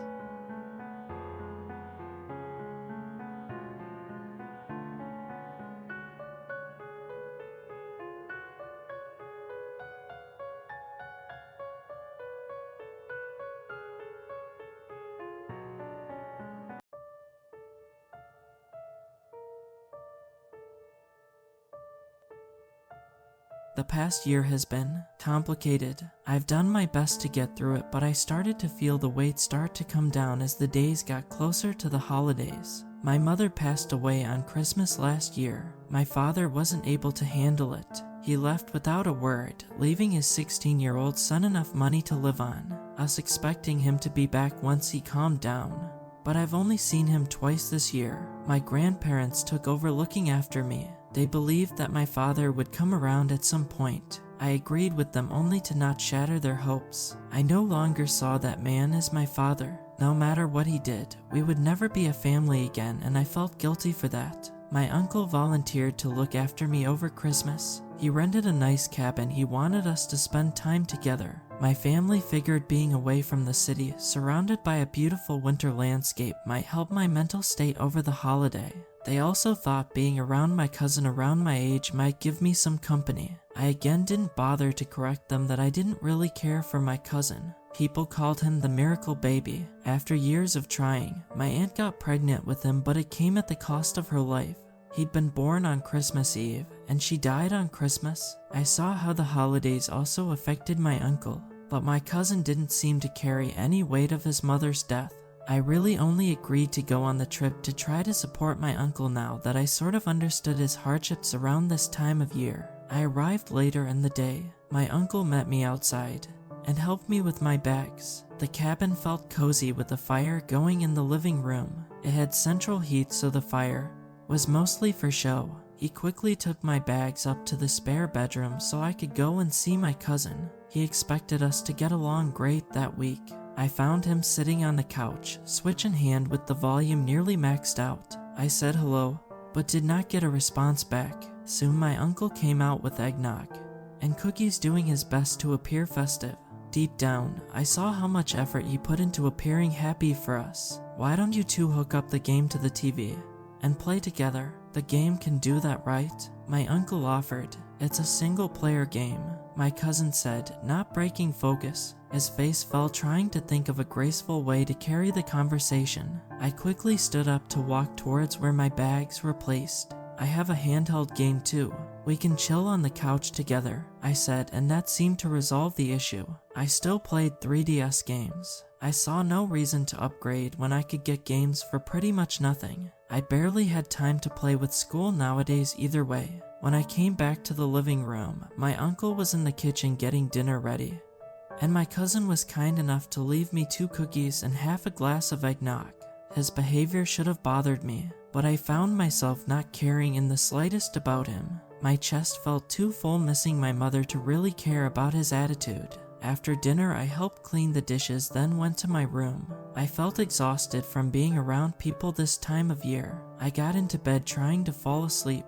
Instead, I ended up staring out the window at the snow gently falling for most of the night, my mind not as peaceful as the weather outside. I got up early to help my uncle with breakfast. He looked as tired as I did. My cousin didn't come down for food and slept till noon. I was fine with that. The cabin was pretty quiet when he slept. We made grilled cheese sandwiches and soup for lunch when a certain someone rolled out of bed. I didn't say anything to him. Who doesn't want to sleep in on Christmas break?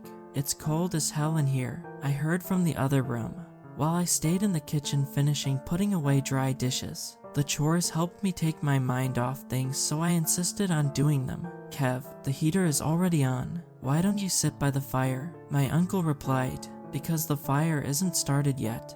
Jason, I flinched at the words. Kevin refused to call my uncle Dad, but instead used his first name. He sounded overly annoyed over nothing. Maybe he didn't want to share a holiday with someone he barely knew. My uncle didn't get upset. He just joked his son was grumpy from oversleeping and offered to show him again how to start the fire. I made my way over to watch from the open doorway. Jason on his knees nursing a flame and Kevin sitting on the couch, the video game music already pouring out. I turned away, starting to feel hot and not wanting to listen to the same few battle songs play over and over again. Jason found me a few hours later in the spare bathroom cleaning the floor. It was pretty clean beforehand. I still found spots in the corners and hidden patches of dust behind the toilet. What are you doing down there? He asked, confused on my sudden cleaning spree. Mowing the lawn, I answered back on reflex. My father had a habit of saying that phrase every time someone asked him a question with an obvious answer. I may not want anything to do with him,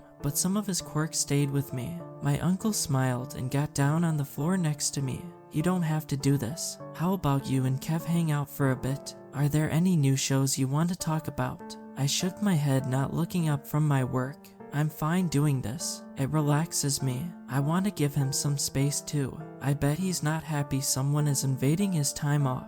Jason wanted to disagree. Christmas should be a time to spend with all of your family if it was possible. He didn't want me to feel unwanted. I'll talk to him, he said, and stood back up. That would only make Kevin hate me more. I opened my mouth about to talk him out of it when the lights flickered off.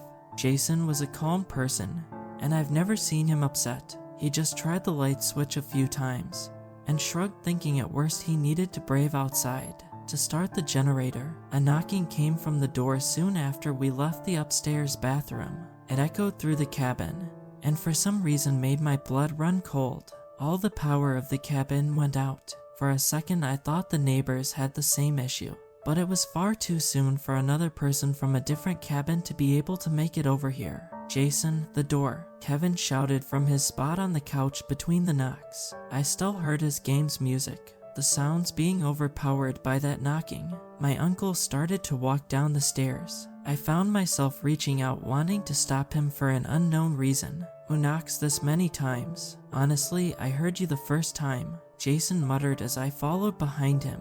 He told me to stay in the hallway so he could talk to whoever was at the door. He thought that maybe somehow the wind was blowing something against the door, and someone wasn't rude enough to knock so loudly and for so long. I didn't see much from where I stood. I heard the knocking stop as the door opened and felt the winter chill sweep through the cabin by the wind. Then I heard my uncle scream, "Kids, run!" Those two short words froze me to the spot instead of my body doing what he requested. He came running from the door, his arms wrapping protectively around me. He wasn't much taller than myself, and couldn't really lift me off the ground to drag me away from the threat. I was still a kid in his eyes, and not nearly an adult. A black shape came pouring through the door, the smell of pine flooding the cabin.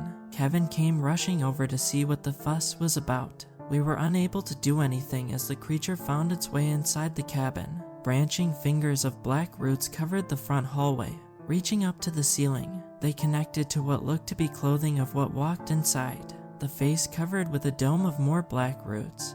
Puffs of breath came out between the twigs as it walked. I didn't know how this thing fit through the door. It was almost as tall as the ceiling. The creature took 2 steps inside on legs much like a goat. Frost covered the wooden floorboards creeping out from the hooved feet. The air dropped so low I was shivering from dread and the sudden cold. For some reason, my body acting on its own and pushed Jason behind me. Kevin stood in the living room doorway, mouth open and face pale. The monster stood, unseen eyes staring us down, and the sounds of the roots creaked through the cabin. "What the heck? Are you Krampus or something?" Kevin whispered mostly to himself.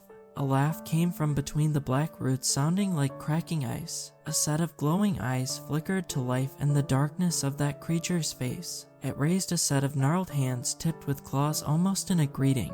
"I am no such thing. I simply travel with the snow. I have come a very long way looking for a meal. Once I have eaten, I am able to move on, bringing the weather with me." The voice was low, almost a whisper that didn't match the creature's size. Jason stood up, trying to act brave in front of the 2 teens. "I have a lot of food. You can. I require one of your bodies for my meal. You may pick whoever you would like to hand over." The monster replied in an ice-cold tone. My uncle nearly fainted on the spot. His eyes darted around trying to think his way out of this situation.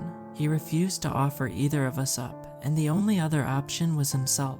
I didn't blame him for hesitating. Any sane person wouldn't jump right into being eaten by a monster. While I watched his internal debate, Kevin slipped away into the living room. He snagged some newspaper and a lighter. I was helpless to stop him as he charged at the monster, flaming newsprint in hand. He grabbed a pretty big bundle so he was able to reach the creature with the flames. "Get out of here." He arched his arm to toss the fire at the creature when a long hand reached down to grab the flames. It enclosed over the entire bundle, putting out the fire right away. The hand then went to Kevin's shoulder to forcefully turn him around and then push him into me. Honestly, if I wasn't so damn scared, the exchange might have been funny. I am not so cruel as to rip apart your loved one right away. I am able to wait for a long time, make your peace, and then send out your choice when you are ready. I needed to hold back Kevin from doing something stupid again. The creature turned, and as quickly as it appeared, it left. The cabin door opened, blowing slightly in a cold wind. My uncle raced over to the door to slam it shut. He locked it, then pulled the heavy shoe rack in front of the door as if that might do something. "Don't be stupid. Let's get to the car and get the hell out of here," Kevin shouted. He pulled out of my arms and knocked my ribs hard enough to make a bruise. I sucked in my anger towards him to not make the situation more heated. "And it's not there. That thing must have moved it," Jason said, and almost raised his voice. Kevin refused to believe it. He shoved past to look out the front window, not seeing what he wanted to. He ran to the living room to get a better look outside. I meekly followed, my heart racing to see what I already knew. In the past few seconds, the wind outside picked up. It started to howl, kicking snow around, making the outside world completely white. No car could be seen beyond the front porch. If we strayed outside the wind, and cold may kill us in a short while if that monster didn't get us first. The entire cabin shook with the wind as a terrible winter blizzard came down. We were without power with only a fireplace for warmth. I assumed we had a week's worth of food, maybe a little less. The only way out simply for us to make a terrible choice. If we all didn't want to starve to death in this cabin, one of us needed to die. My body shook, matching the windows rattling from the wind. "We'll all sleep in the living room. Can you guys help me bring the blankets and everything downstairs?" My uncle said, his voice strained. Kevin snapped. He stormed over to his father saying how stupid that was. The living room windows were too big and exposed. He said that monster could smash them at any time to scoop us up. He said we should lock ourselves inside a bathroom with no windows until help arrives. Jason was patient, letting Kevin burn himself out. In a calm voice, my uncle said that we needed to stay by our only source of heat. I silently agreed with him. We both got to work bringing all the blankets, sheets, pillows, and even towels into one spot to stay warm. I started to bring all the canned goods to the living room to make less trips to the kitchen in the future. At least the water still worked, but we didn't know for long. Jason started to fill up every empty container with water just in case. Luckily, a small bathroom was next to the living room. Kevin stayed on the couch, playing his Switch until the battery gave out. He swore, tossing it across the room. I flinched at the sound of the Joy-Con coming off in the landing. He then locked himself in the bathroom for over an hour. We left him alone to vent out his anger. Soon we had the living room set up with the fire going. I stared at the pile of wood, worried we may run out of things to burn before our food ran short. I brought some books, so I decided to try and read them before we needed to sacrifice the pages to the flames. The wind outside never let up. If what that monster said was true, the snow wouldn't stop until we let it eat one of us. A long silence came between us, the crackling of the fire, and the wind the only sounds. Thank you for being understanding when it comes to Kevin. He's always had a slight anger problem. All this stress is getting to him, Jason admitted, and didn't look away from the flames. I read between the lines. He wanted to thank me for not insisting we toss Kevin out because of how he's been acting. I didn't really like the guy, but I didn't want him to die. He did try and save us with the whole flaming newspaper thing. I wonder if he thought it through a little more. He could have done some damage. That monster didn't give us a time limit. Maybe we can think of a way out of this. But tonight, we should just calm down a little, I said, and my uncle agreed. We wouldn't be able to think of any kind of plan being as stressed as we were. But what could we really do? The landline was down. Our cell phones didn't work. No power, only a fire for heat, and no weapons besides kitchen knives. My uncle rented this cabin for camping, not hunting. There was no one else expected at the cabin for 2 weeks after we were meant to leave. Could we stretch our food to 3 weeks between 3 people? Maybe. At least our water was fine. The taps and shower ran lukewarm, good enough to get clean with, but not good enough to warm up. If we took one step outside, that creature would eat us. I ran through our dire situation in my head 100 times, finding no answer. Kevin came back from the bathroom. He kicked me off the couch to curl up under blankets. He refused to look at us. I didn't even try to talk with him. Our dinner was a single carton of soup. I refused to eat, not feeling very well. Kevin of course complained, asking for more food. Jason never raised his voice, but kept saying we needed to ration what he had left. Finally, my cousin gave up to return to the couch to sulk.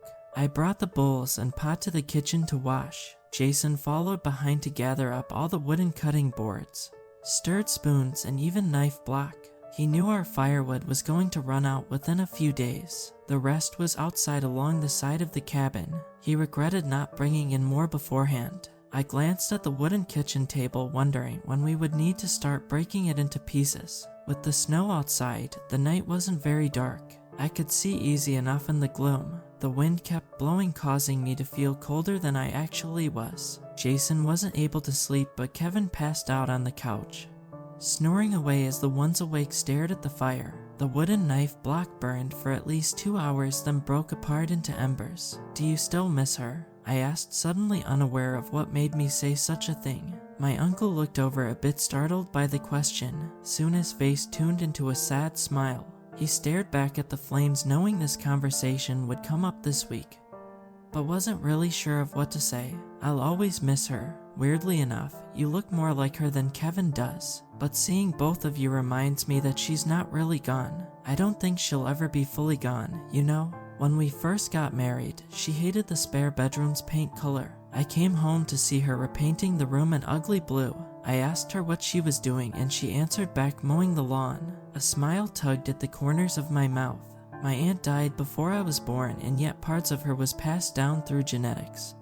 and from my father who copied some of her traits. A great deal of my personality was shaped by my mother because I tended to spend more time with her while growing up. I'd wondered if I might ever stop missing her, as if this feeling might just go away someday. I knew it wouldn't because the parts of her was woven into who I was. Kevin snored so loudly it woke him up for a second. He rolled over and fell right back asleep.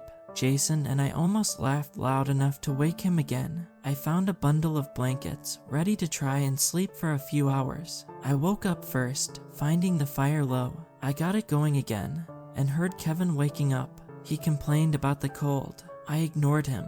I wondered how much of his mother was passed down to make his father be so patient with him all the time. We got started on making breakfast, planning on making eggs with a slice of bread when an issue came up. The bread was missing. I was positive there'd been nearly a full loaf sitting on the counter the night before. I spent almost an hour of looking, and that delayed cooking. Finally, Kevin snapped, unable to take the cold and his hunger. "Stop making a show. You must have eaten it in the middle of the night. You didn't have dinner, so you were hungry. If you're not going to be honest, I say we toss you out." "Kev, no one is getting tossed out," Jason said, trying to get between us. "Did you eat it last night?" I asked Kevin, my voice so cold it shocked me. "What? Hell no. I heard some rustling, so it must have been you." "My dad wouldn't. If you heard me eating, why didn't you stop me? Or are you just lying to make me look bad in order to have a reason to kick me out?" I said calmly. I wasn't as calm as my voice sounded. I was scared to death. This was 2 against 1. I bit down on the inside of my mouth to keep my fear and anger down. "Hell no. Kev, enough swearing. You know better. I understand I'm an outsider here. Your dad loves you. I'm just the nephew, and I'm someone who doesn't have anyone expecting me to return back home. I can see the reasoning for wanting me to be that monster's meal, but I would have hoped we could have been open about this, and not so quickly resort to lies and backstabbing." We all remained silent in the cold kitchen, the temperature so low I thought I saw my breath.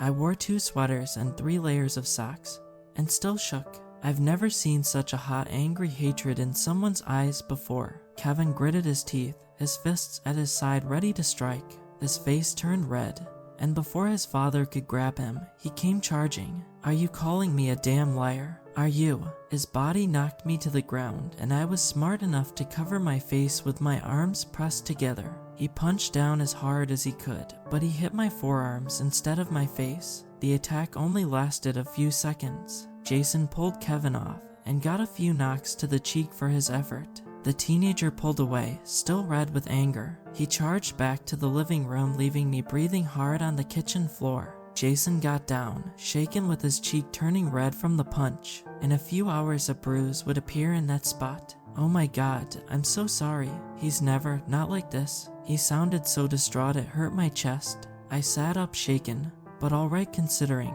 "It's not your fault. What's going on?" "Well, it sucks, but I'm going to grab some blankets and stay in a room upstairs," I said, brushing myself off. "You'll freeze," Jason protested. "I've been without heat before. I'll be fine under a few layers. If I get too cold, I'll come back down. At least a day or so away from Kevin to let him cool down would be ideal." As much as my uncle wanted to disagree, the pain in his cheek proved that keeping us separated would be the best idea, at least for a little while. I waited by the stairs for him to gather some blankets for me and some pillows. Kevin didn't say anything and just watched from the couch. I noticed he tossed some more wood in the fire, a bit too much. We would start to need to break down the dressers all too soon if Jason didn't keep an eye on him. I took 2 books with me. I got settled into bed, my hands getting a little cold as I read. In a short while, my uncle came upstairs with some scrambled eggs. My stomach growled from not eating the night before. I thanked him, but we didn't speak further. That day I spent in bed, listening to the blizzard outside, and tried to forget what kind of situation we were in. Jason was able to cook some pasta over the fire. It didn't taste great, but was warm. I took my dirty dishes downstairs and retired back to bed. I wondered how long we may be stuck for, and if I needed to avoid Kevin for the rest of the stay. I drifted off to sleep, feet a bit cold but otherwise warm enough. For the first time in a while, I had a dream about my mother. If by some chance I died in this cabin, I started to wonder if there was an afterlife. and if I could see her again, I wanted to tell her 1,000 things my grief clouded when she was still here. I was still half asleep thinking about her when I felt the weight on my chest. My brain registered the cold blade of the knife against my throat. And for a few seconds the fear of death was replaced by the calm of wanting to see my mother again. I snapped out of my acceptance of death knowing she wouldn't want me to die so young. I didn't dare move. My thoughts raced through my head trying to figure out a way out of this. Kevin sat on my chest, a wild look in his eyes, the knife shaking in his hand from excitement instead of regret over what he was doing. That thing never said you two needed to be alive to be ate. Kevin said, his voice trembling from joy. I was not having this. I refused to let this bastard take my life. I feared for my uncle in that moment. Was he safe and asleep downstairs, or did my cousin silently deal with him before heading to take care of me? I will admit I expected something like this of him, nothing so extreme as murder. But I thought we may get into another fight in this room. I slipped my arm under my pillow, the blankets shielding my movements. Before the knife came down, I pushed up, knocking Kevin off balance. He cried out, stumbling back, and I swung down my weapon directly to his temple. A sickening crack came as the hammer slammed against his skull. I grabbed the knife and wasted no time checking on if the strike knocked him out or not. My socks slipped against the hardwood flooring. I nearly fell down the flight of steps to the living room trying to find Jason. He was face down in a pile of blankets. In the light of the low embers, I saw a spot of blood on the back of his head. I didn't really have a plan. I just went over to him checking for a pulse. That woke him up, making him slowly sit up with my help. Kevin knocked him in the head with some firewood, then went to take care of me. I helped Jason to his feet, his head still groggy. I let him use my shoulder for support, then it all hit me. Now what? Would I really need to force Kevin outside? Or could we just lock him in a room until help arrived? A primal scream of rage that came from the top of the stairs made it clear the second choice was no longer an option. I refused to leave my uncle behind. I forced him behind me and raised my hammer ready for a fight. I've never been so scared in my life. Seeing Kevin charging down the stairs with a closet rod in his hand terrified me more than the monster that started all of this. He gave me no time to plan. He just jumped right into fighting, the metal rod coming down painfully on the arm that tried to block it. I got tossed back to the ground again, my hammer knocked out of my hand. At least being in such a rage, Kevin didn't think to pick it up. Finally, Jason came around. He pulled Kevin off after a minute of the assault. It felt like much longer. He tossed his son halfway across the room, the effort making him dizzy, making him collapse to the floor. I found the hammer ready to defend us both. I'll kill you both. I only got to my knees when Kevin's scream of rage scared me too much. I stopped moving for a second. He turned completely feral. I would not be able to win in a fight with someone like him. He came again, face red and eyes wild. The metal rod slightly bent, but a deadly weapon in his hands. Everything happened so fast I wasn't sure what transpired. I tried getting out of the way, but the rod hit my head so hard I saw stars. I fell to the ground thinking I was going to die. When my sight came back, I saw Jason and Kevin still, almost embracing each other, both breathing hard, Jason's face filled with horror. Kevin's eyes went to his stomach, then to his father's face, the rod dropping from his hand, and he stumbled back a step. Blood started to bloom outwards from a small spot on his stomach. With an expression of disbelief, Kevin placed a hand on his stomach, staining it. A bloody knife dropped from Jason's hands, the same one Kevin wanted to kill me with. "Dad?" he asked in a tone that made him sound like a child. I raised my head wanting to get back up only for the darkness to take over again. I didn't know how long I was out. I woke up, feeling oddly warm and finding the cabin bright. The light hurt my eyes, blinking.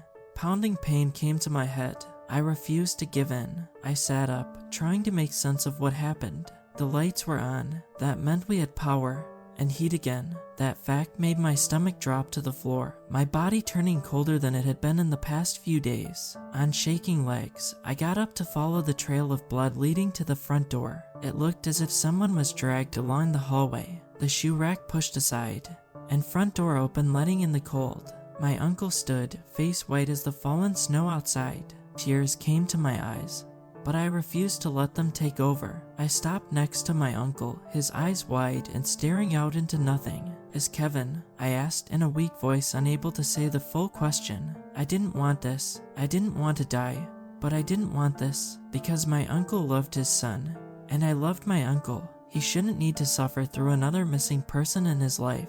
To my shock, he reached over to pull me into a hug, his body stiff and cold from standing in the doorway for so long. "There was never a Kevin. There has only been you," my uncle answered back. His expression and voice chilled me to the bone. It was as if the fear of what he said turned into a physical thing that wanted to force itself through my throat as a scream. I swallowed it down, making my chest hurt. My stomach twisted, unable to accept what I pushed down. With all my power, I nodded and held him back. If this was what was needed for my uncle to deal with what he did, I was going to go along with it. I let him sit in his bedroom for a full day in shock. We could have left at any point, but I needed to clean up the mess we left behind. For some reason, Jason wanted us to stay at the cabin for Christmas. I scrubbed away the blood stains and put the cabin back in order. When he came out of his room in the morning, he acted as if nothing happened. He cheerfully made pancakes while humming Christmas songs. When Christmas did come along, all of Kevin's gifts were given to me. The tags weren't even changed. I acted along, knowing this was for the best. I'll be going home with my uncle tomorrow. This cabin is going to sit empty for a while, without anyone knowing of what happened. It didn't feel right for Kevin's death to be swept under the rug. I needed to tell someone, anyone, of what we needed to do. That monster may come back here to target the next renters, or it may go to wherever it is able to snow for the next meal. I only hope the next set of people don't suffer the way my uncle has. I called my grandparents, saying Jason wanted me to stay for a while. They were fine with that due to their age. They found it hard looking over a teen and wanted to retire somewhere warm. I don't know what to do when people come asking about my cousin's location, or if anyone is going to notice him missing. Until they do, I'm going to keep my uncle's delusion alive. I think after everything it would be unfair to drag him back to reality. I hope that we can carry on like this for when the next Christmas comes along. Maybe even one more after that if we're lucky.